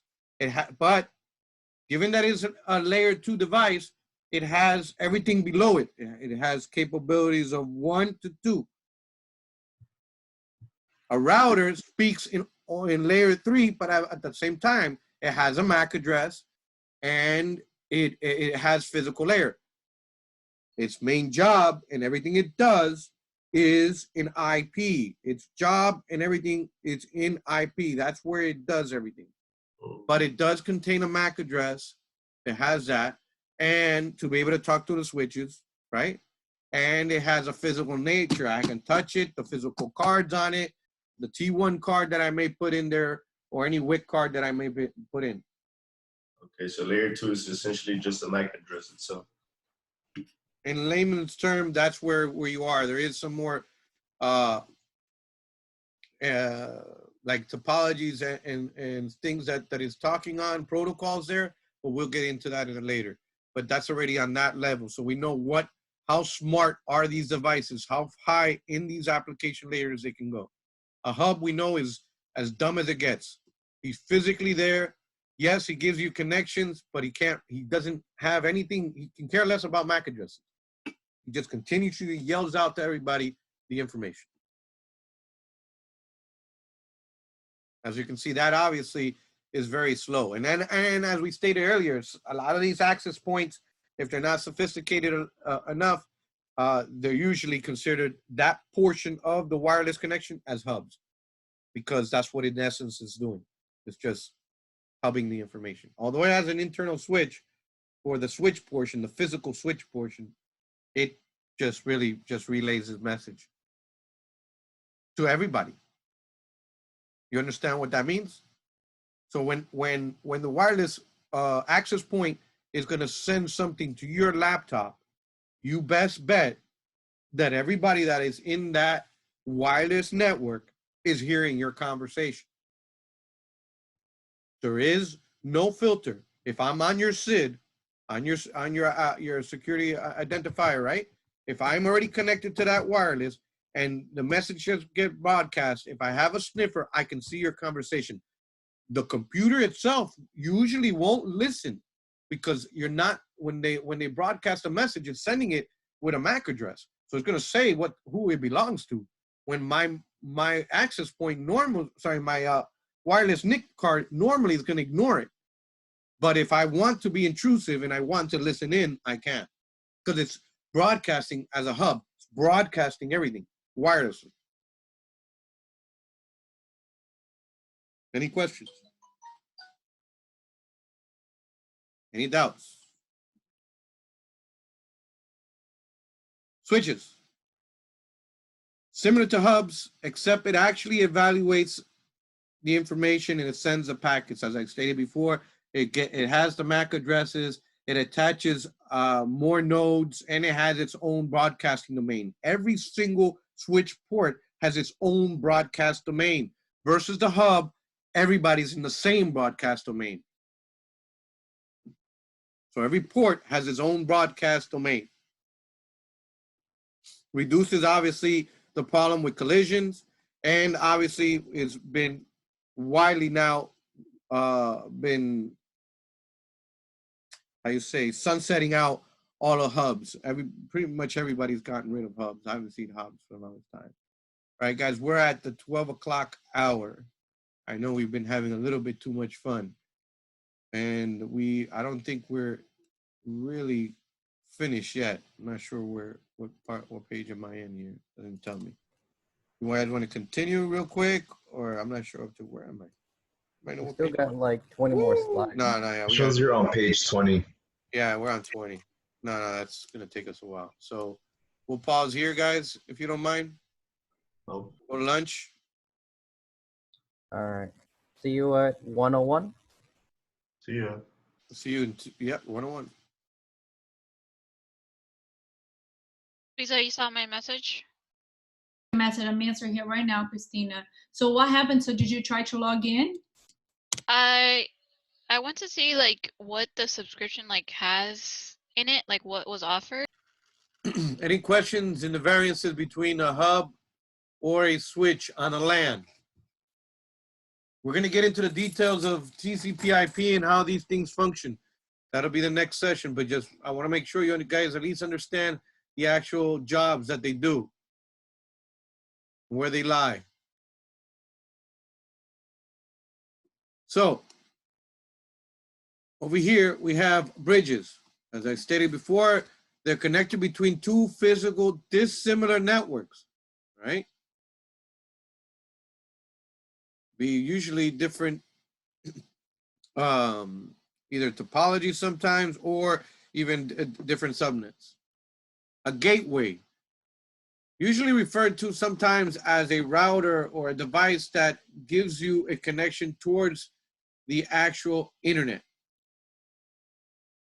Connection between two logical dissimilar networks.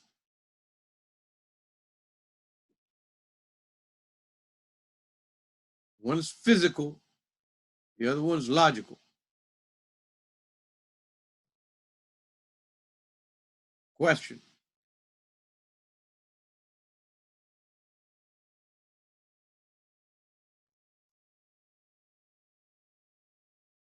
Yeah, I have a Router. question.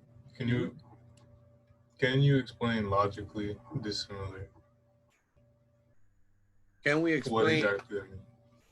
Like when you say You logically have LAN dissimilar, to WAN. You see how the technology here is LAN to WAN, token ring to Ethernet. That would be a gateway. A bridge will connect fiber optic to Ethernet, wired Ethernet to wireless Ethernet. Physically dissimilar.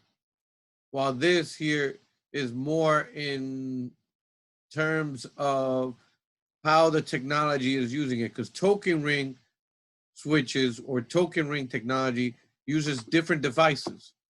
Ethernet uses different devices to connect, and the language is different.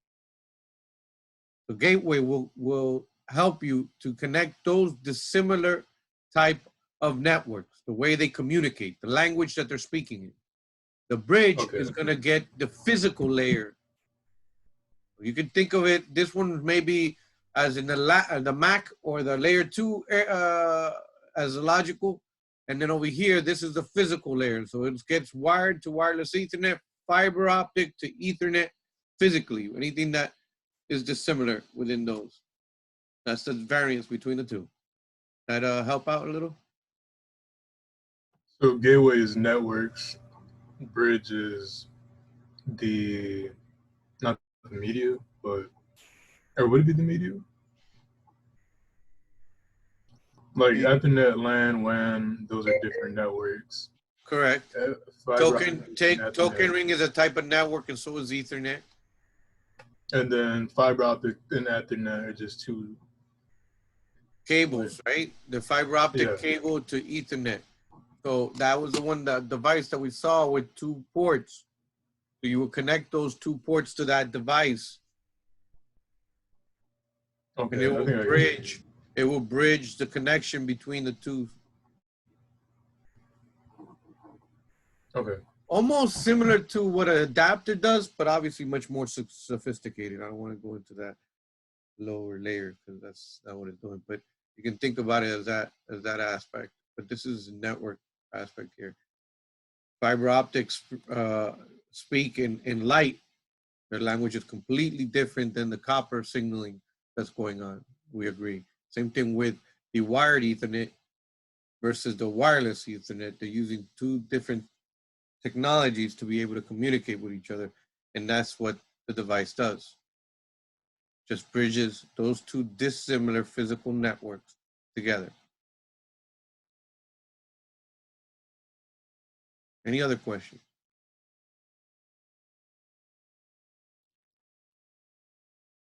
So LAN to WAN would be obviously the gateway. What it means is instead of speaking in MAC addresses, it'll translate into IPs, for instance.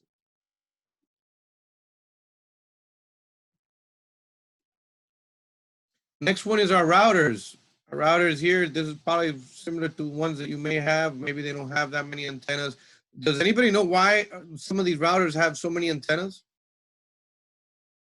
The doublets, is to make sure that it gets the person, basically, redundancy. Yes. What other good features does that give you? Besides redundancy, what's the major flaw about an access point? If one access... One access what? If one access point, which would be one of the doublets, start having interference, you have another one to single it, and you can also do single boosting. And some access points have one for receiving and one for sending. Okay. Now there is some monsters out there that has about 8 of them, and the major reason is this is, as I stated before, just not the router portion here, just the access point portion. We stated a little minutes ago. It has the functionality just like a hub. So what they've come out is actually to create all these antennas and their own separate, per se, broadcast domain. So now that several people can be talking at the same time, versus in this one here, you see 4. I've seen 6 and I think up to 8 antennas on some of these puppies, the ones that are access point only. And that's obviously to alleviate the problem and having to retransmit or wait because obviously it's saturated. Here we're looking at different variants type of routers, and the bottom one is what they call the Soho router, which has an integrated access point, and it usually also has a switch in the back. On top of having the functionality of being a router, some of them have a DSL port, the other ones sometimes have the cable port. Either which way, those ports are the ones that give you access towards the WAN. All routers forward packets based on decisions of routing tables. These tables that they have within is basically what routes they can take out into the internet. Based on the actual IP itself, it can decide if it's going to send it this way or that way, whatever connection. Some of them only have one connection, don't have various connections, and puts all eggs in one basket. So you're pretty much out of luck. But that's a lot of cases. What happens is that the last mile is really your provider. So not until you get into the provider's actual what you want to call backbone is when you're in the internet. So you're going to have to understand, yes, you do have connection to the internet, but most cases you're running on their backbone, which is several miles away, and not until you get into their facility do you have then a connection directly into the internet, which most likely has redundancy. But if anything happens in that last mile, which is usually what they reference whenever you hear the word last mile, it's the POP, your actual service provider. So this router is able to take all instructions from the LAN that is being given by the switch and now adds the IP information. And he actually routes information based on you. He does not actually, no one knows if you do it right, who you are, unless if there's a public IP. But usually no one knows your real IP. It's the router that talks on your behalf, and he actually puts a port. In that port, he says who you are, and he holds you there while he sends out into the internet the request. It comes always back to him. He already knows, because as soon as it comes back, it's going to come to a specific port, to the router. That port I already reserved for you, and it comes back down. That is his job, is to be able to route all these packets that are going in and out of the building. It does not route packages on the LAN. It never even talks, well, I mean, never routes packages, not that it doesn't talk. It never has to route anything, because we already said the LAN speaks in layer 2, doesn't even touch this. Firewall. This device is there to protect us. It's a network security device, and it is either software in some cases. A lot of the new OSs have a software firewall host base, and the sophisticated ones are the hardware firewalls. Those are usually in 2 or 3 locations inside some of these businesses. So you'll have here my representation, horrible, of the internet. Then you'll have here your little firewall. Forgive me, it's supposed to be a brick wall. In here, they do what they call a DMZ, demilitarized zone. Then they'll put another firewall to go towards the private network, private WAN, and or LAN, whatever they have.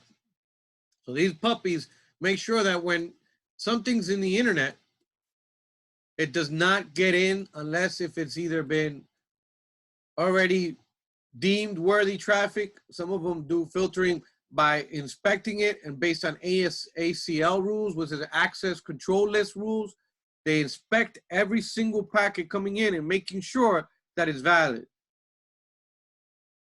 Usually these stateful ones, though, allow traffic originating from inside the network and blocks traffic originating from the internet. Now, the stateful one is obviously a little different. That one's in reference to it checking if I started or not.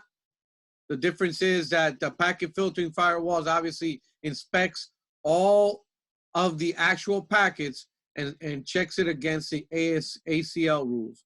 Versus this one, if I initiated the traffic and it was valid, he automatically kind of put an entry and saying, okay, DeAndre is talking to Phil out in the internet, and when Phil comes back and says, here, this is the information DeAndre wanted, I already have a table saying, well, yeah, he was talking to Phil.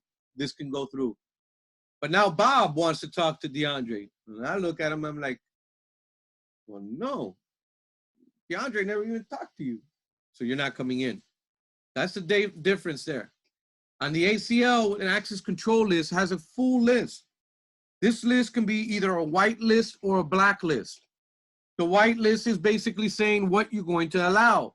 So you're going to have a whole string of commands coming down of allows. All firewalls always have at the end an invisible line that says deny all. So if I don't put anything inside a firewall, it will deny all traffic in and out. That's why you need to be able to obviously program them and create either a white list or a black list. Now my white list It'll go straight down the line of everything that I have chosen to allow based on any of those rules. As long as it comes to there and it fits that rule, it stops. It's a decision. It doesn't need to continue. So if I'm on step 5 and it says you can do it, I don't need to go anywhere. Boom, go. Now, if I go through a whole list of 500 and I get to the end and you don't have anything there, then I'm sorry, you're not getting in. My list has been completely used. There's no other rule except for the one that I just got to. And it says, I don't trust you. You're not on this list. I'm the bouncer. Can't get in. You're not on a list. Obviously, there's a lot of them that have the mix of the two. The stateful one is pretty decent one because obviously it allows the traffic back in without having to be two-way. You don't have to state it both ways. I have a question. Mm-hmm. ACL. Is there another term for it? Like, for example, stateless firewall, or those are two different things? There's a stateless firewall. Yeah, there's a stateless firewall. There's stateless ones. Are they the both same thing, or they're separate?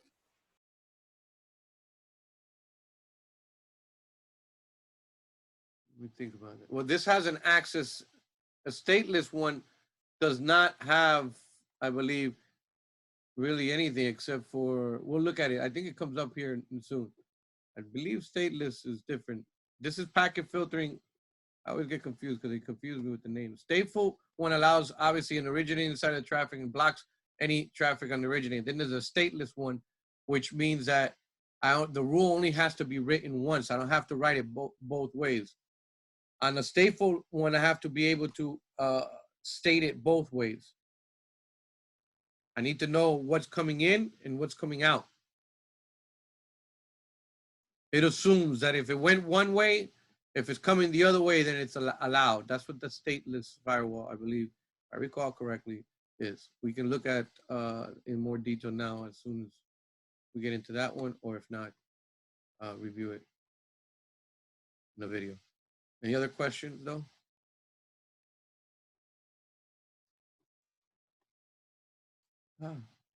Little thing. Oh, maybe if I hit this.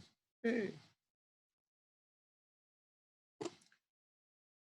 Coaxial cable. Can somebody help me here with this one? Who can help me help me read it?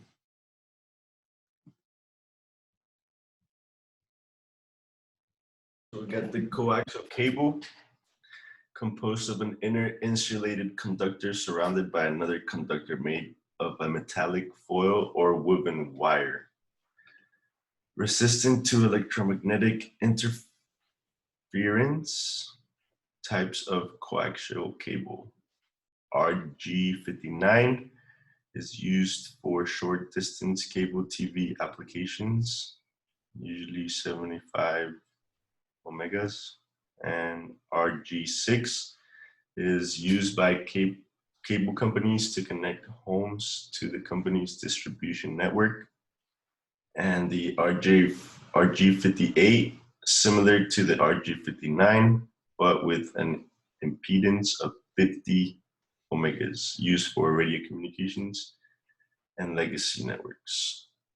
Okay, thank you. So this one here, the RG58, is the one that I always kept on crying about. That's on the bus. That's the coaxial cable that if you don't read 50 ohms and you only read the 25, it basically tells you that that's the location that is bad.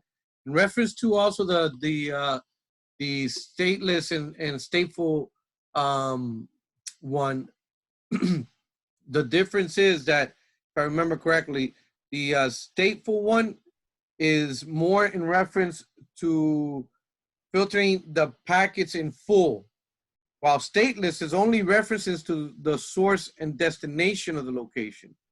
The stateful filters packets based even up to the contents of the packets itself, so ports usually are involved.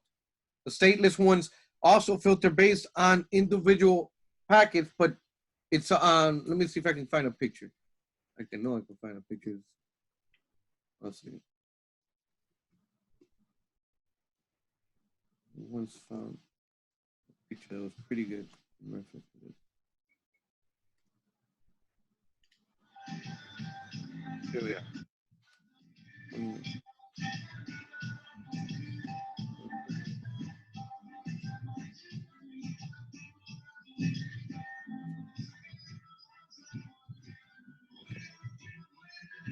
The stateful one needs to know basically it sees everything in these layers going this way, while the stateless is more that's a horrible explanation there. Treats each packet and does not relate to its connection state. While this one here, let me explain a little bit better. Put them one next to each other.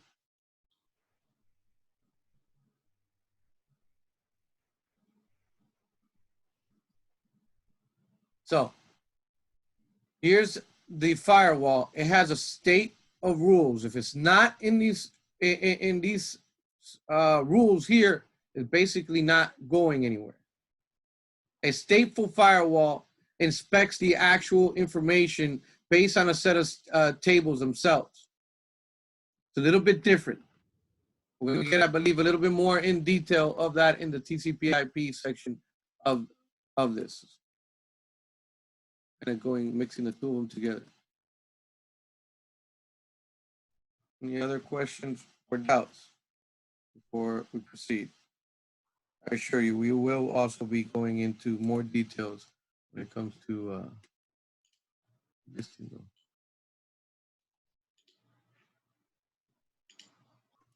So this is the coaxial cable. It has this little jacket on the outside.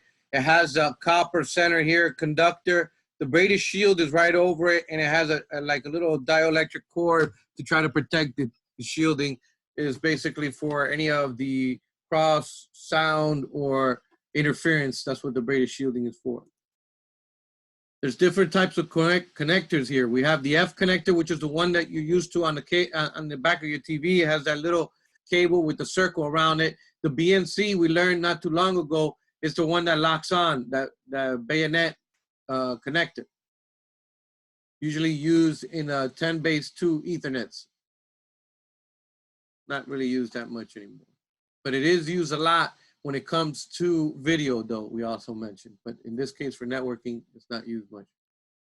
The next type of cable is the STP, the shielded twisted pair. This one here, you guys are most likely very familiar with that one, and it is usually used in Ethernet and token ring networks. It's called the twisted pair because that's what it is. It actually does that on purpose. Each individual twisted pair has its own twisted amount, believe it or not. You'll notice that some of these are, even in the picture, you can look at it, even the brown one, which is usually the easiest one, that one is the one that's twined the least. Yet the green and the orange, they're twisted much more. And the blue is, I believe, the one that's the second least. That's obviously to avoid so that when the signaling goes through, it's all electrical current. So if it all goes at the same speed and it actually is one next to each other, the signal will actually cross one wire to the other and will create problems. So they actually came up with that idea of twisting it, and it solved the problem. No longer will the signal actually cross from one to the other with the actual intertwining of the signals. One, it won't cross connect from receive to send on any of the pairs. Any questions or doubts on a shielded twisted pair cable?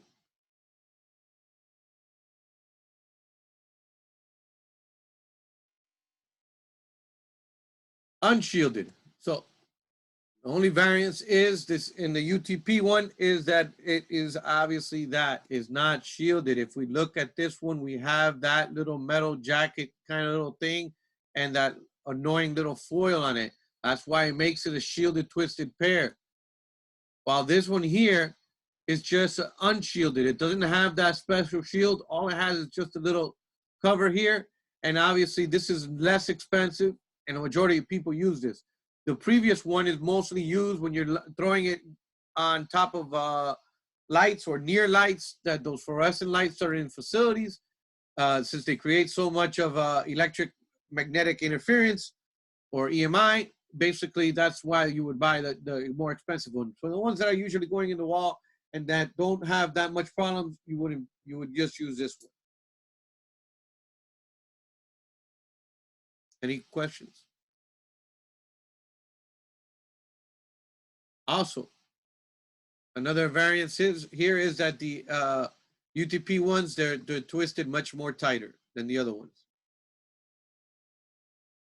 Your UTPs, what type of categories do you have? You have from Cat 3 all the way to Cat 7. Cat 3 most likely is not being used anymore. And you wouldn't want to buy anything that's Cat 5 or below, or 5E more or less. 5E. 5E, because of the fact that obviously you're not going to have gigabit Ethernet, not until you get to 5E is when you actually have gigabit Ethernet.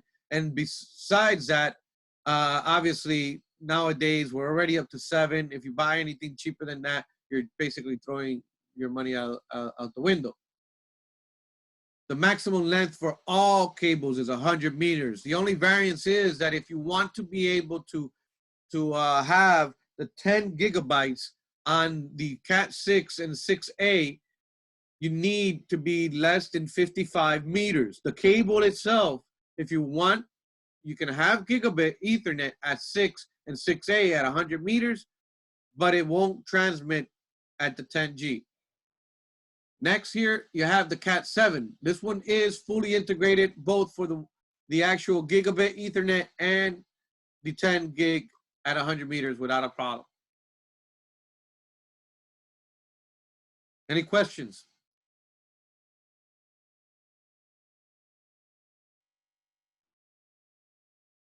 Plenum.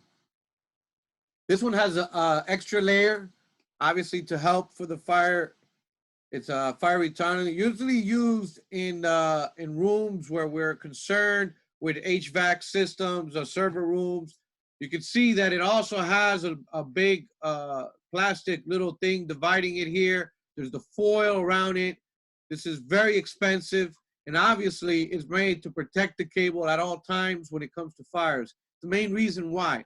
The type of communications maybe on these HVAC systems, like the ones that have a halon and suck all the air on, or they actually control the air conditioning and everything else in there that is sends signaling back and forth throughout the network. Some of them are that sophisticated. You might want this type of cabling to avoid, obviously, creating any problems if there is a fire. It's gonna slow it down, not gonna stop it. Questions on the plenum cable? Still a twisted pair.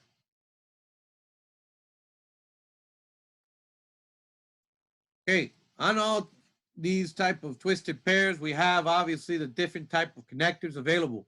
You have the RJ45, which is the 8-pin connectors usually used in Ethernet and or token networks. As I stated before, Ethernet is widely used now, and we're not using that much token. RJ11 is the 2 to 4-pin connector usually used for the phone cables. Most jacks nowadays are compliant to allow that the same jacks you're able to connect a RJ45, RJ11. It has like a little special little hole to be able to match it. Obviously, not all of them, but a lot of them do. Wiring standard, you have your A and you have your B. There's main difference between here is knowing where the greens are and where the orange are. At all times, I'm not making jokes. At all times, before you go with any color, you start with the white guy. So it's either white green or white orange. So the first one, which is A, you have white green, green. Now the trick is, unfortunately, in the third one, you're gonna go to orange. So the colors are green, orange, blue, brown. Green, orange, blue, brown. Problem is, whenever you get to the third one, he actually splits his legs open and he lets blue in.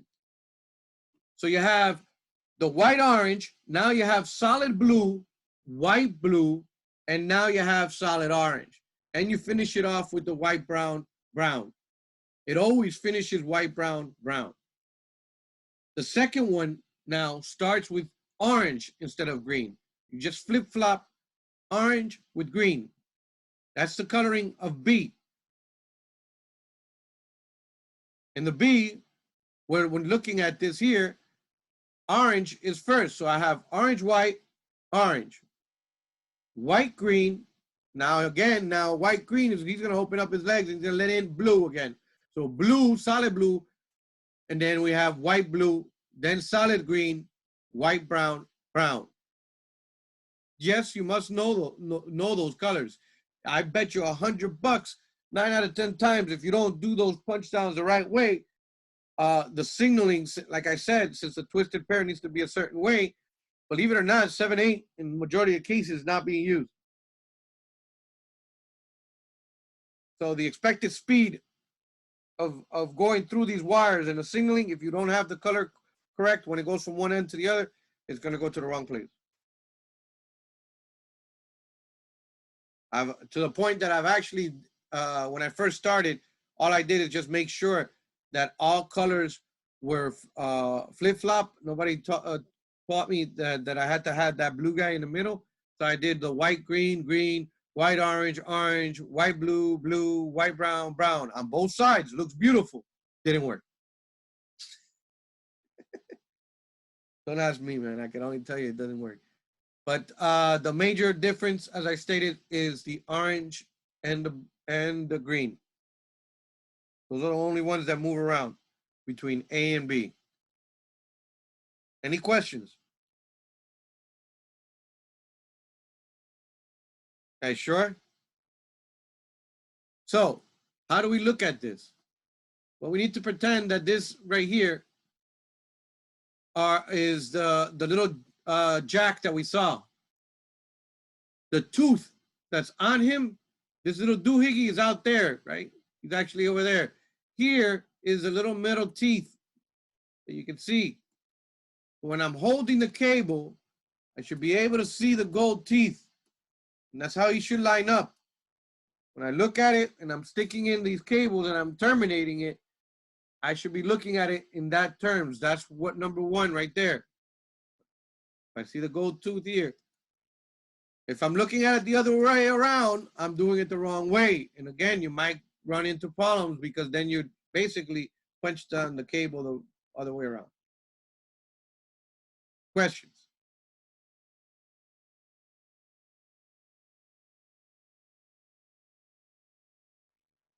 I'm amazed, no questions, for real.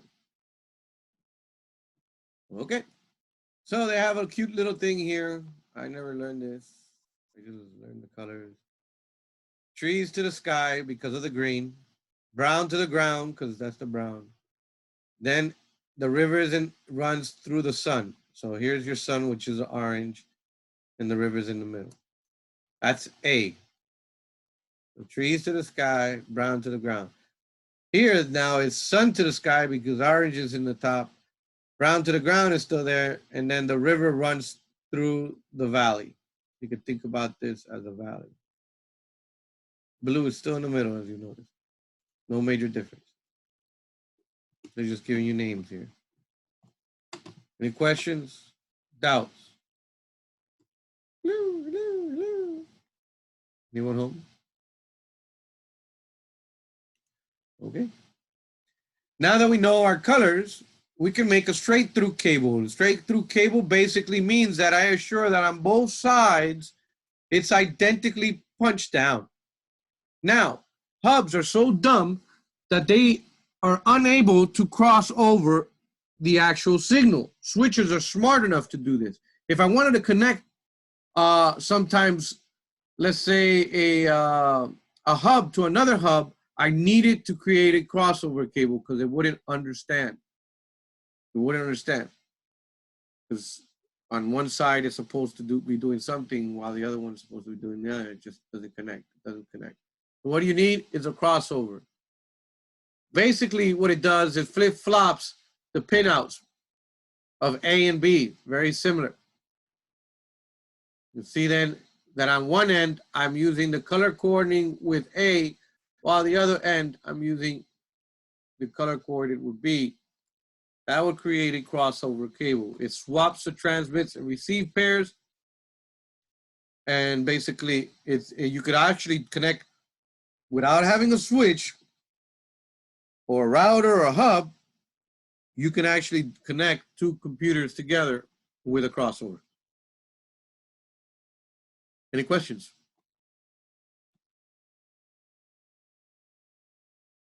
Fiber optics. Now this medium, instead of using electricity, as we've stated so far, all of it has been copper, using electrical current to be able to send your ones and zeros. The fiber optic uses a fiber light to be able to send the signal. Obviously, this is great because it can go very, very large distances depending on if it's single haul or multi-mode, compared to the actual fiber who has the limitation of only 300 feet or 325 feet, 100 meters, whatever you want to call it. This can go very, very long distance. It has the core, which is a little fiber optic hair. Never try to tear this open with your mouth. Ask me why. I didn't do it. It wasn't me. It was somebody else. I'm scared the living daylights out of me. That's fiber optics. So that means if it gets into your tongue, good luck getting it out. You have a special shielding here and a cladding. You have another outer layer on it, like a little coating, plus the actual outer jacket. That's what it usually looks like. Now, the orange ones, the ones that are color-coded orange, 900 out of 10 is usually multi-mode. And then the one that has an outer jacket that is yellow, that one is pretty much single mode. That's how they usually color code it. So you can tell right away. Any question in reference to fiber optic cable and how it transmits ones and zeros on a laser light or an LED, depending on which one it is? I got a quick question about multi-mode. Okay. I remember reading a homework and it was referring that multi-mode can usually only go up to 100 megabytes per second. Is that true? No. I will look at the speed soon. I believe it goes a gigabit, 10 gigs. I think it can go up to. Remember, this would be used more for your backbone. So let's say you have your LAN, and I said earlier, your main distribution frame will be that center location. So when I'm going here and I have my switch, here's my MDF, right? Then I have one that only has fibers. That goes out to this guy, which is the IDF. What's the IDF? That's the intermediate distribution frame. Here's my MDF. That's my router where everything goes out. So here's my MDF, main distribution frame. That's the main closet. The IDF will have more switches here. The connection in between the two would be short haul fiber. Unless if you're going and interconnecting buildings that are so far apart, which I've seen it, the IDF is over almost a mile away or over 1,000 something feet, then it requires single mode, and then that single mode fiber is used to connect that remote IDF. So that would be the media that it's using, the actual fiber optic to connect one to the other. And stating that, since it is connecting one closet to the other, it requires more bandwidth than a regular cable. A regular cable usually going between 10, 100, and nowadays with the new ones, it's going obviously gigabit, and some servers go up to 10 gig. Obviously, you're still as good as your slowest link, so it doesn't matter how fast your network card is, but at least you have the feature available there so that if you have the capabilities. Questions in reference to fiber optics and the media itself and how it intertwines with a network?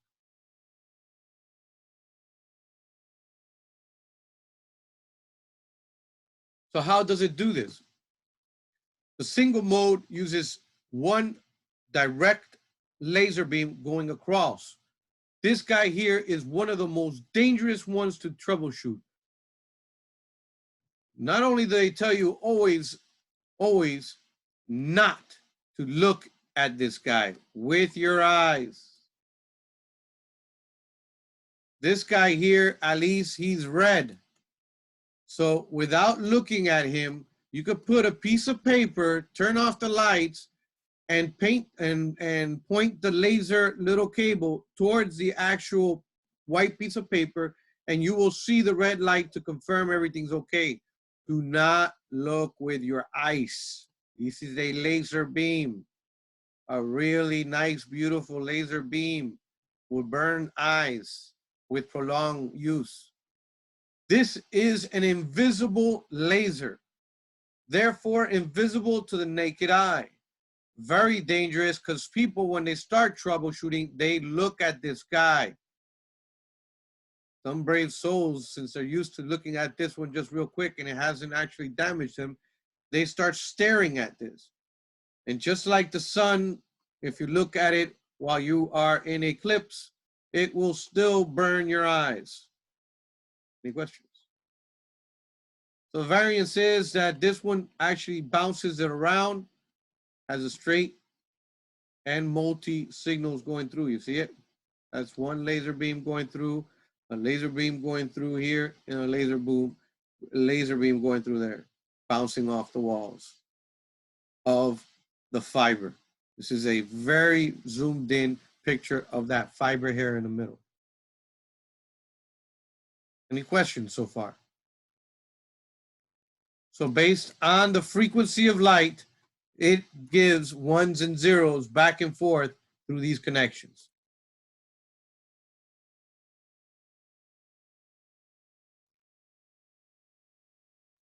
Here's our multimode. The multimode fiber has 100 base, gigabit, and 10 gigabit. Variance is depending on the actual distance itself. The 100 base FX goes 2 kilometers. The gigabit goes 200 to 550 meters. And the 10 gigs goes up to 300 meters. Versus our single mode, which is the 1000 base LX, that one can go 2 kilometers also. And the LR can go up to 10 kilometers. That's the variance on the actual fiber itself. Those are different types of fiber available. They're all of them are called either multi-mode or single mode. And depending on the speed, you can look at this as like the Cat 5, Cat E, 5E kind of thing. That's the same thing here. And this will be Cat 6, Cat 6E, lack of a better name. But those are the names. FX, 100 base FX is your multimode. SX, also multimode, but the variance is the speed. And the 10G base SR, again, multimode and the speed and distance. Any questions? Majority of the businesses that connect back to the actual POP most likely are coming from the actual device, which is next to your house. You guys have probably seen it. Have you guys ever seen the Bell South or the AT&T, those little boxes where the telephone guy is there talking on the phone? It's a green box on the floor usually. That's where you usually go to and where it's getting distributed. From there, there's fiber optic going back to their main node, back to the POP itself.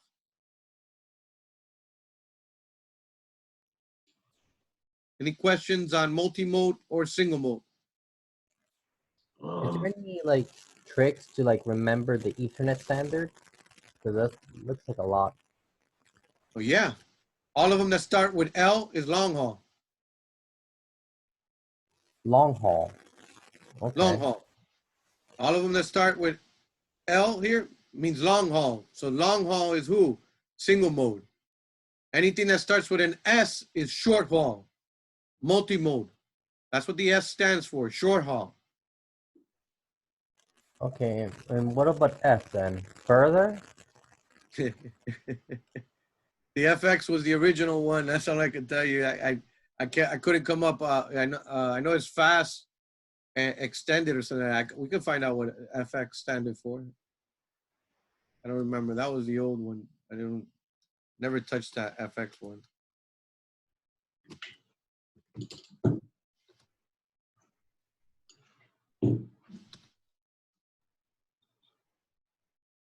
Fast Ethernet. That's what it's called. It's a fiber optic cable that provides fast Ethernet. That's all it is.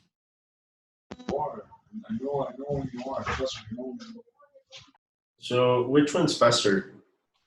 The 10 gigabits per second. 10 gigabits per second.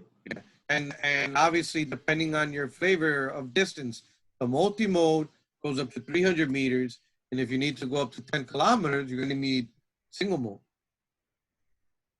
These things are usually, like I said, that's where your main backbone of the network will be. So if you're connecting closets, it's going to be via fiber. Or if you're connecting facilities, at one point or other, if the one facility to the other, we're looking at LANs here now, and it's too long, you're going to require single mode. And multi-mode and single mode, is it like multiple like cables and just one single cable or something like that? Good question. It wants to send, wants to receive. It's a pair always. So it's a pair of fiber. The variance is the signaling and how it sends the signal. As I stated before here, this is going to be a red laser throwing the laser at 3 angles, while the single mode or the short haul fiber sends a direct beam, very strong, invisible beam that burns your eyes. I could only say it so many times. I've done people sometimes. So, I'm sorry, back to, I was going to tangents here. So the question is, any other questions? So anything that has L is long haul. Anything that has S is short haul. The other thing is that we can remember is that F is before S. So he must be before him. So that means he is the slower one.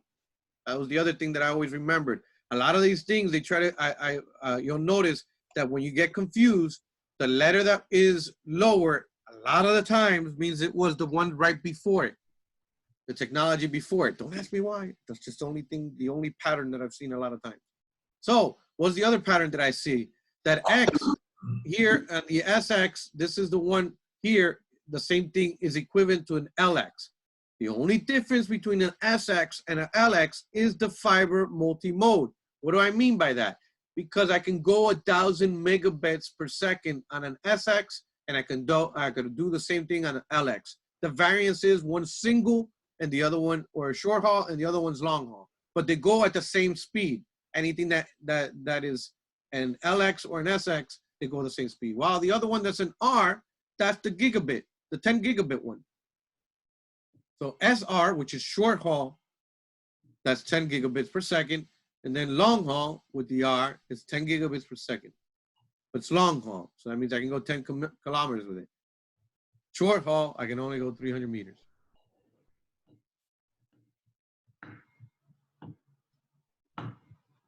Questions? Doubts? So the long haul, the max you could go is 10 kilometers, and the short haul, the max you could go is 300 meters. On the SR and the LR, but you'll notice on the FX, on the original one, I can go 2 kilometers at 100 megabytes per second. Right. So, it'd be misleading there. But like for the SR and the LR. Correct. The SR and the LR are at the same speed. The variance is obviously this one can only go 300 meters, and this one can go 10 kilometers. It can't go more than that, right? Or can it? No, 10 kilometers. And always, as always, in anything in network, the closer you get to that number, the most likely you're going to have degradation of signaling, and you're going to have problems. If you get to the limit, I assure you right after that, you will have problems with the signal. That's why bridges exist. Or those little boxes in the middle of the city, those little boxes that I told you about, those little distribution boxes, is to be able to then do as they do with the buffer memory. You guys remember what the buffer memory does? It basically grabs the information and he just buffers the information so that it makes sure that when he sends the signal, it's clean signaling of electricity of the zeros and ones. In this case, obviously, clean signal in reference to the fiber light that's going. So that's why anything that gets close to that, they always make sure that the distribution frame is so many kilometers from the POP. So If not, essentially, go ahead. so essentially, you would say that the multi-mode's, I guess, better than the single mode because it's Multi-mode usually is the one that you use inside facilities, is cheaper. And then single mode is just because of obviously the distance that you need to cover. okay. It's just Depending on, the main difference is because of the distance that you want to cover. okay. Usually multi-mode, the easiest thing is to remember multi-mode is short haul, short distances. If I want to go long haul, then I need to go single mode. Okay, got it. Okay, makes sense. That's their function is that. Geographically, short haul is for multi-mode. And that's because since it's bouncing everywhere, the light starts degrading faster. Versus in single mode is using a different type of laser light that goes much further. And it's going straight. Obviously, the cable may be going around in circles, but you feel me. It's going down the center of that actual fiber. Any questions? Whew, and this was the easy one. Okay. ST, SC, LC. I do have a question. Yeah. Is fiber cable, fiber optic cable is expensive? Usually, yes. Some providers offer it. It's the most expensive media out there, yeah. Fiber. Yeah, copper is much cheaper per foot. Copper would be your Cat 6, 7 cables. That's copper. Versus these fibers, it's fiber optic cable. Very, very, very fragile cable too. Gotta be very, very careful with it. Now, how do I remember these here? The only reason I remember these is because of the old token ring. After that, everything else becomes very easy to me. If you remember token ring, I told you guys had a ring connector or a BNC connector. So this little round guy, he has a little mechanism. In the center is the fiber there with a plastic tubing. And in the center, the little center there is the fiber hair. And it has the little mimicking, almost identical look as a BNC connector, but this one is called ST. So the way I remember it, the straight tip connector, although it's called straight tip connector, I just remember it looks like a token ring or a BNC connector, ST. Now SC, exactly that, square. I just remember the word square, C, although you don't spell square with, the only thing I remember, SC square. Now that I know that it's square, when I see LC, which is still squared, but he's got the little tip. He's got the L. You see the L here? Here's my little L on top. You see you feel me? See this L right here? Here's his head. He looks like an SC connector, but he's got an L on top of it, which is a little doohickey here. That's like just like on an Ethernet cable, where it's got that little plastic tip. That's the plastic tip that you see here, but it's shaped like an L. The reason I say that is because now you have the MTRJ, the multi one. This one is awesome and easy to notice because, as I said before, to be able to connect these things, you're always on pairs. So in the ST, SC, and LC world, you're always going to have a pair of connectors or a pair of fiber optic cables that you will be connecting. In this case, no. And the MTRJ, you'll notice here the two fiber strands are included in one connector. You see the two tips there? So that means the other connectors run in half duplex? No. The other ones require two tips. This one only requires one tip. This here, it has still two strands of fiber. So every single strand of fiber on these requires two tips. So one to send and one to receive. So when I lock it onto the switch on the port, it has a port that's called the transmit port and a receive port. It only works that way. And that's why I keep on saying, do not look at the hole because it's tempting because you want to see which one's transmitting. The one that will be transmitting is only the one that has the light. So that one is the one that I would put the dark fiber on. Why? Because if you are transmitting, then I need to send via the dark fiber so that when it receives it over there, it's coming on that side. While if you were transmitting from back here, when I come back over here, I need to stick it into the hole that is dark, because since you're transmitting from over there, you're sending light. It needs to be in this hole that's here that is actually the receive hole. There's always two strands, one to send and one to receive. That's the way it keeps the order out of the chaos. All these connectors or adapters that are going into these switches, depending on the fiber optic module, there is a module that goes in there. Be that it is, you purchase that usually separate, and it is specifically for either short haul, long haul, and some of them are actually to be able to daisy chain one to the other with gigabit Ethernet using Cat 8 or 7, whichever you like. Now, so here, in this case, you would see two of these, one next to each other, identical. And this one, this cable here, it actually has the two going straight in here. The panel in the back will have the two strands. So here's a panel, it's on the wall. It'll still have the two little strands in the back. It'll plug in straight into there. And then the switch, he has a hole that you could just plug it straight into there. There's no guessing. Why? Because he's got this little doohickey on the top that looks very, very weird over here. Does not look like the L. And plus the LC is what? Single. So the MTRJ gives you two fibers. It's pretty easy. Why? Because it's got a T in here.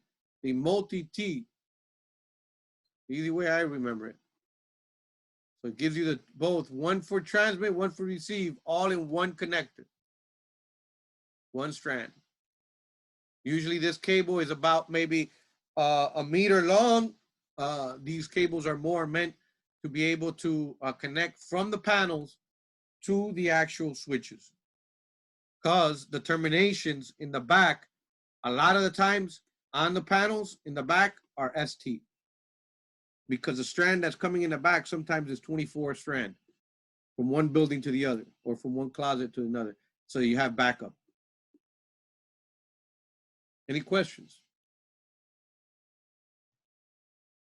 Those are the different type of connectors that I can terminate a fiber cable.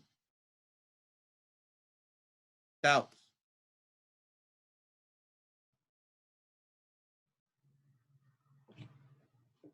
All right. Can somebody give me this one here? That's a square connector. Yeah, so if it's a square connector, what letter should I put there? SC. SC. Now that I started writing on this guy, what is he? BNC. Or coaxial. No, the connectors. Wait, the connectors. Is BNC a type of coaxial? The BNC is a connector for coaxial cable. The coaxial cable has BNC and F connectors. Okay. Okay. Now here on the twisted pair, which one is this guy? Registered Jack 11. RJ11, yes, that's correct. What's this guy with the little leg? And he's squared. So if he's squared, he has that letter that's in common with square, but he's got a little leg. So he's what? LC. Lucid. LC, that is correct. Since it only has one fiber and it's got a little doohickey here, he is LC. Had it had the two little ports and a doohickey on the top, that would be the MTRJ. How about this guy? He's completely circle and he's yellow.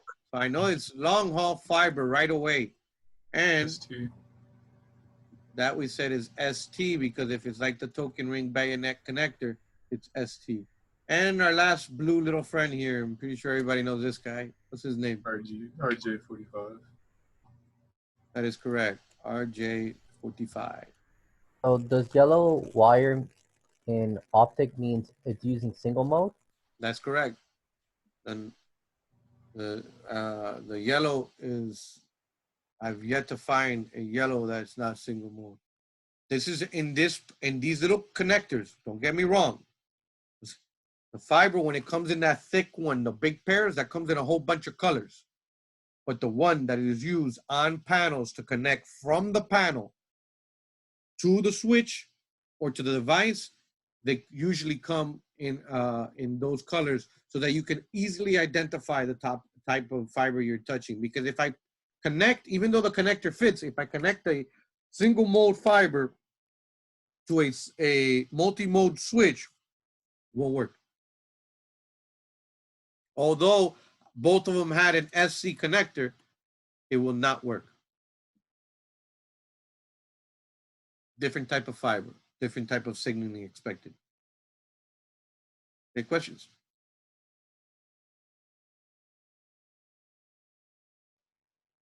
All right. We're gonna jump over this part right here. I think we beat it a dead horse, and we're kind of running out of time. We haven't gotten even to the second session yet. Do you guys understand what a Cat6 is and an RJ45 connector? Yeah, this is a huge chapter. Can you go over the Cat6 really quick? Cat6 is a category 6 type of copper.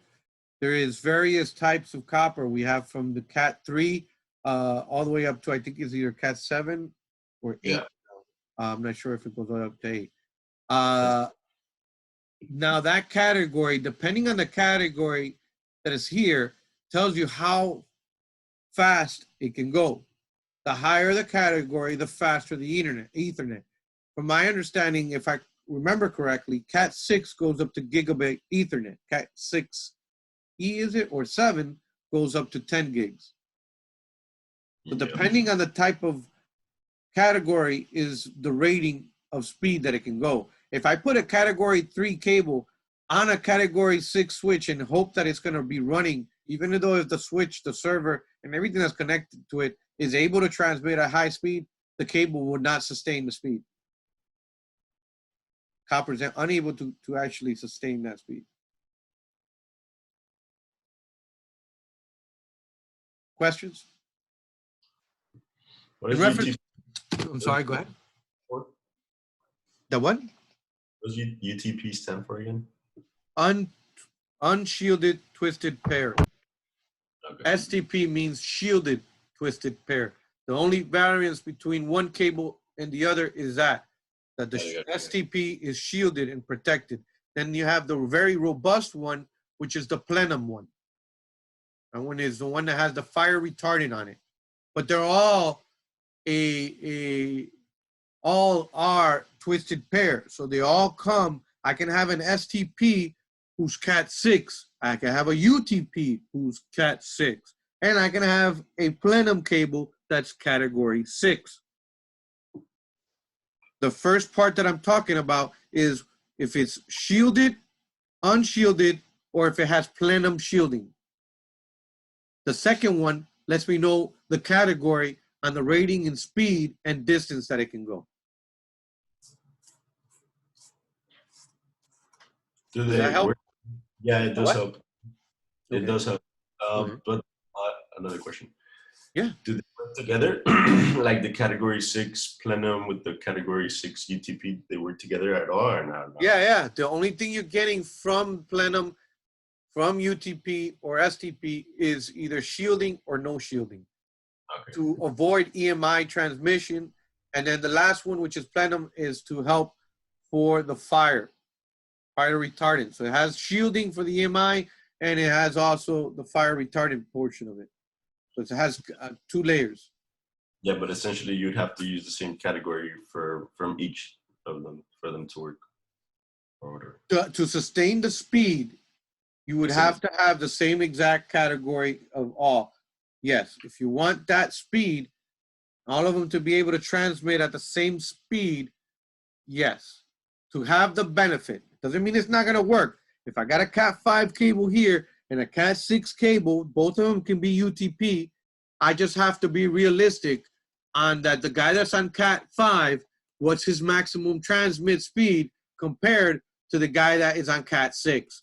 Because if my switch is able to do his job, he'll be able to, with ease, let you transmit the one with Cat 5 at 100 megabits per second, and the person that's on Cat 6 at 10 gigabits per second. Okay. That's all it gives you. The category rating gives you the data rate possibilities of the cable. Awesome thing about all of this is that the maximum length of all this copper is always 100 meters. The only variance is when you come to 6 and 6A, that if you want the 10 gigabits, it has to be under 55 meters. He's the only catch. Otherwise, you get your full speed on any of the other ones.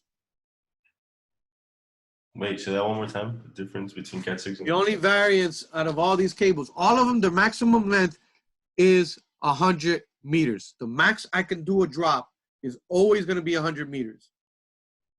The only variance is that if I want the 10 gigabit Ethernet that 6 and 6A provides, the mandate is that if I want 10 gigabits, the cable must be under 55 meters. I can still transmit at 1 gigabit up to 100 meters, but if I want to take benefit of the 10 gigabits per second, it must be under 55 meters. The cable. Okay. And that's the only difference between Cat 6, 6A And 7. Cat 7, Yeah, right? 6 and 7. That's the only difference. They both are able to go up to 10 gigabits, and then the 7 is, it gives you, no matter what, the max length is 100 meters, and you can transmit at gigabit or 10 gigs. Doesn't matter. Okay. Now, Cat 5e also has here the features of going from Ethernet to fast Ethernet to gigabit Ethernet. What do they mean by that? Well, Ethernet over here is basically a slower speeds of 10 megabits per or 10 base T. The fast Ethernet is when 100 megabits per second. So Ethernet is 10 megabits per second. Fast Ethernet is 100 megabits per second.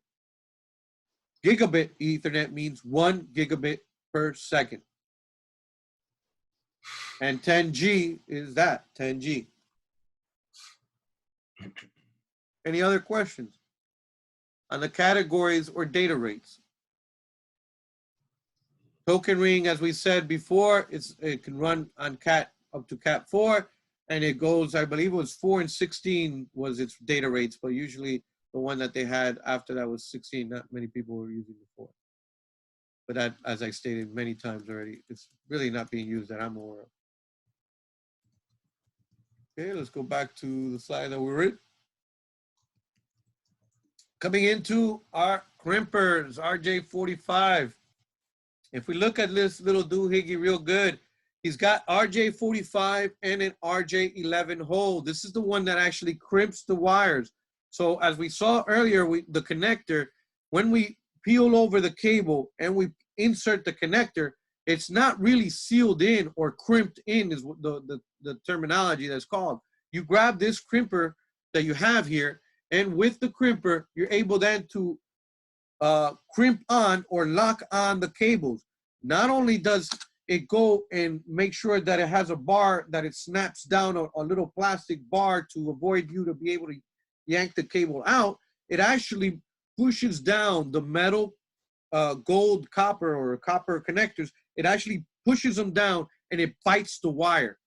So those little teeth that we said, when I'm looking at the cable and I'm lining in the actual orange, white, the orange, and the greens and the blues and the browns, when I stick it in and I crimp it, that's what it does. It locks so that the jacket portion doesn't get going. So the plastic part I put on the jacket, and then the head part over here where the metal is, it goes into each wire and it basically bites it.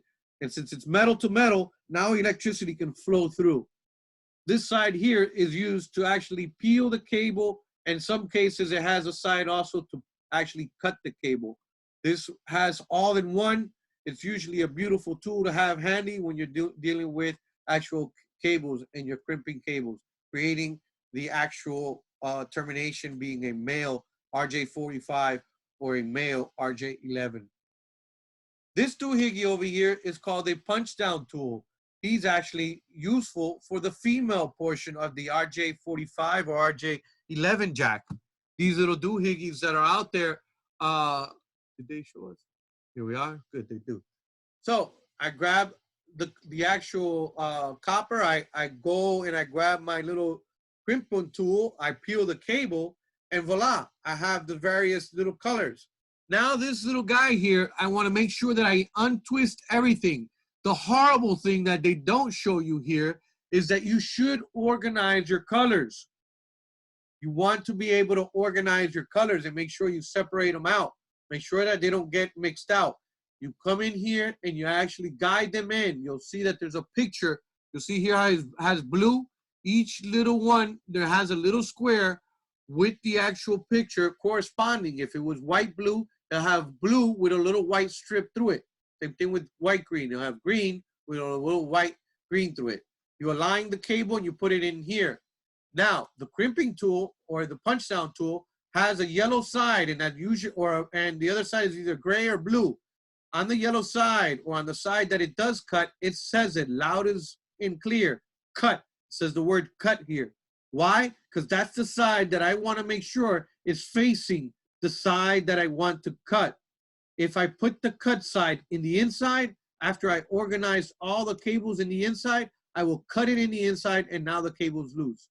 Versus if I make sure that I align it and I put the cutting side of the blade on the outside, when I punch down the tool, it is actually like a jackhammer or yeah, I guess a jackhammer, lack of a better word. When you actually punch it down, it releases like a gun. It goes, bah! And it cuts the cable. Without that pressure, it will not release. It takes a little bit of practice to get it right. Any questions on how to punch down or the 4 steps overall? Last step here is a little cover. They usually give you a little clear cover or a green cover. Basically, you pushed it in and it has little teeth to be able to guide and lock the cables into place. There is technicians who are very lazy and don't like to do that. I strongly recommend doing that. Unless if you're doing 1,000,001 and you ran out of parts. Usually you want to do that. One, it gives an appearance of professional work whenever somebody comes and looks at your work. And two, it makes sure that cable gets bitten once again. When I punch it down now, variance here is that this punch down actually has 2 little teeth that are there. And when you punch it down, it will punch it down into place and lock it into the thing, and it kind of peels and bites the cable. So if we don't put this and we don't make it stay in the bitten portion, when you come up, it's similar as to the back of your jaw is much tighter than the front of your jaw. It's loose. So then obviously there is no connection. The next network tool is the multimeter. That's the guy that gives you those ohms that I was talking about, and or can help you check the electricity. Usually that's more in the coaxial cables, looking at the ohms and having an ohm reader to be able to determine. The other one here that's coming up is a toner with the probe. So the toner here is a device that you're going to go and connect your network cable to. Usually, if it's connected to a switch, good luck, because the actual switch will eat up the tone sound. So you got to be very careful with that. There's a lot of people, at least my trick is that I go and I peel one side of the cable and I only put the toner to bite onto one of the cables, basically. So when I put the tip in, I only put like maybe 1 or 2 of these cables into the female jack, so that when I connect it to the end over here, it has a hole for female, only like 1 or 2, maybe a brown and a blue or something like that. That way there's no muffling of sound. Brown and blue, if you notice I said. Why? Because orange and green usually is what Ethernet is using. So brown and blue, there shouldn't be any noise on there unless if it's PoE or something like that. But either which way, since you're not using the pair, you should be okay. Next one here, this little toner probe. So what happens is that when I go here and I connect this and I turn it on, although your ears can hear it, there is a loud sound that's going.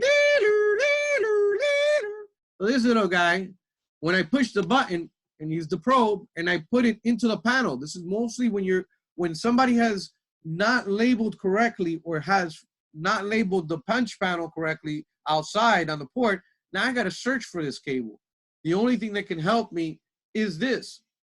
If it's not labeled correctly, all I have to do now is in the back of the punch panel, go over the big mass of cables that are coming into the MDF or the IDF and basically play the little song. Wait until I hear the song. Is it a song? As soon as I hear the song, now I got to verify, and I'm going to go up and down that one single cable to make sure it is. If not, I go to the next cable that's in that little area to ensure which one it is.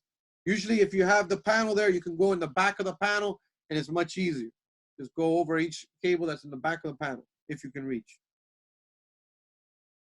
Any questions?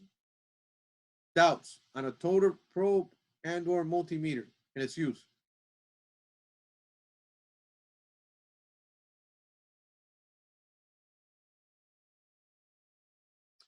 Next is our loop back plug.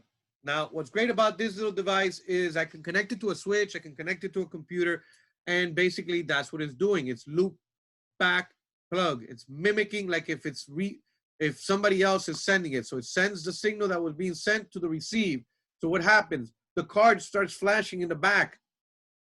And since I have that, or the switch, the little port starts flipping, I know that there's nothing physically wrong with that port. Once again, because I need to be able to test in the network the physical layer first. He is my friend. I connect it, boom, the little light turns on. I know there's nothing wrong with that NIC card. Be on the router, on the switch, whatever it is, that port is fine. It's turning on.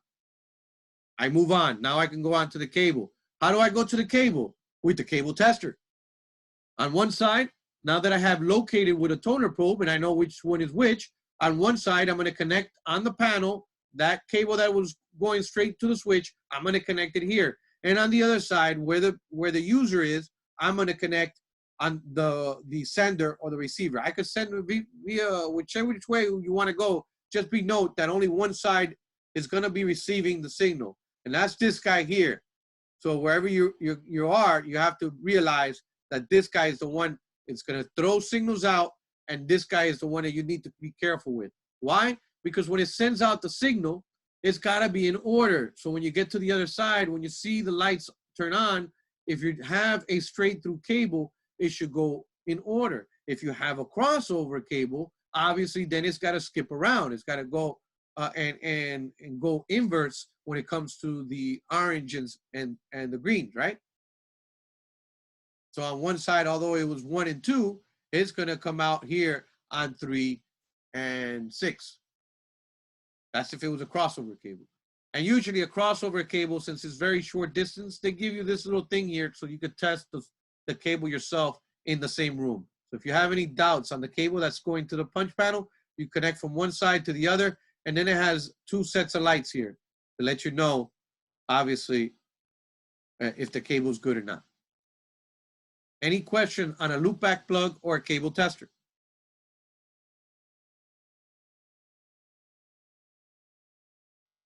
That is exactly it. There's no extra component here. That's what it looks like, and that's as big as it is. Woohoo! Quiz time. Which of the following network types covers a large campus or a city? Let's see. Everyone agree? It's a man? I agree. The man. Is it C? What does man stand for? Metropolitan. Metropolitan area network. They're all called area networks. Good. That might be another clue of why it's a topology. What area network are we talking about? Personal area network, local area network, metropolitan area network, wide area network.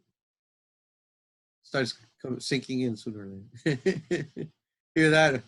Or you guys might send something to the mail to me. What types of network devices keep a table of the MAC addresses of the devices it's connected to? Who stores MAC addresses? Nick. Switch. Okay, I got to vote for Nick and I got to vote for switches. So which one has a table of MAC addresses? Oh, switch. Which That's great. Redo. What's the next question? While I'm going here, I don't know what happened there. This thing just refreshed. The answer was switch, right? Yeah, it is a switch. That is correct. The answer is a switch. He's the only one has a table of MAC addresses to be able to decipher where to route packages based on MAC. Okay. Although I agree, a NIC has a MAC address and your operating system may keep track of MAC addresses, but the NIC card itself has no idea what's going on. It itself has a NIC card, has a MAC address. The MAC address does not store anything. Sorry, the NIC card does not store anything in it. The switch does. More power. Number three. Which physical topology uses a centralized device to manage traffic on the network? A star. Everybody agree? I agree. Because it's using a centralized device to manage everything. So if I refer back, yeah, the star network looks like it has something in the middle. Like a router. We'll go with star. Which of the following connector types is an MMF connector?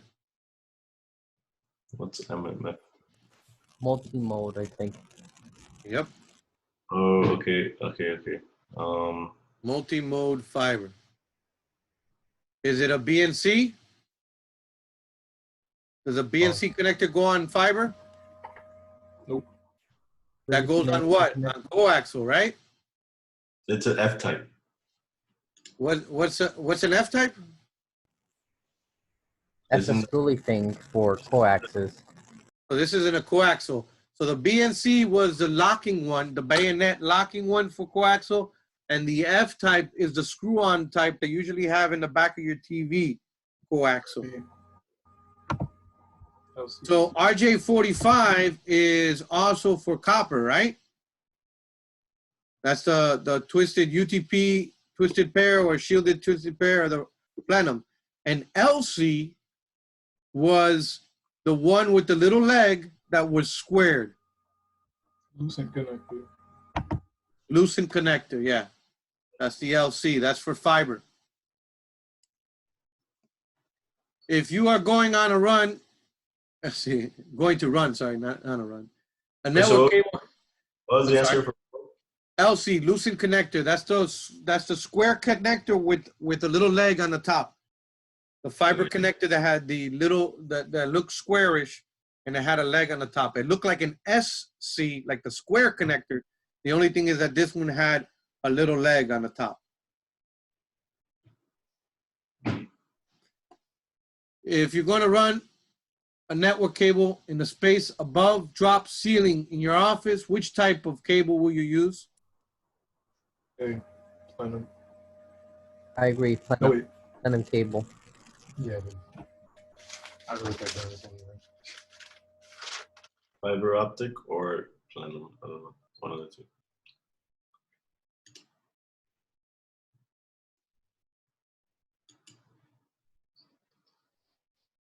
Correct. So plenum. Any questions, doubts? Why would you use the plenum and not the other one? Which one? Well, because it's only saying that it's a connection. It doesn't say that it has to go, it's not a backbone, or doesn't say anything about, it's just a regular, you're running a drop, only a drop. It's referring to the coding, like, you know, like the colors you see right inside it. Plenum is what protects it from being toxic. PVC is the cheap plastic you use. It doesn't have that kind of protection. So that's what it's referring to in the question. What kind of coding does it have? Oh. Mm-hmm. And the plenum one is, the coaxial one doesn't have that, and the fiber optic is just fiber. And it's for a drop. The key word here is drop. I don't know if you guys understand what the word drop means. You know what the word drop means for network? Yeah. I know there's the traditional one where it literally comes down and you kind of like vampire it, and then you can just have it in a jack wall area.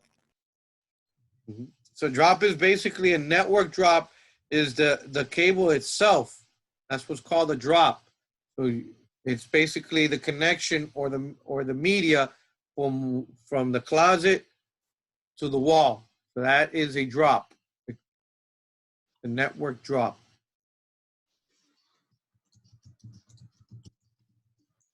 Questions, doubts? All right. This pretty much ends this session.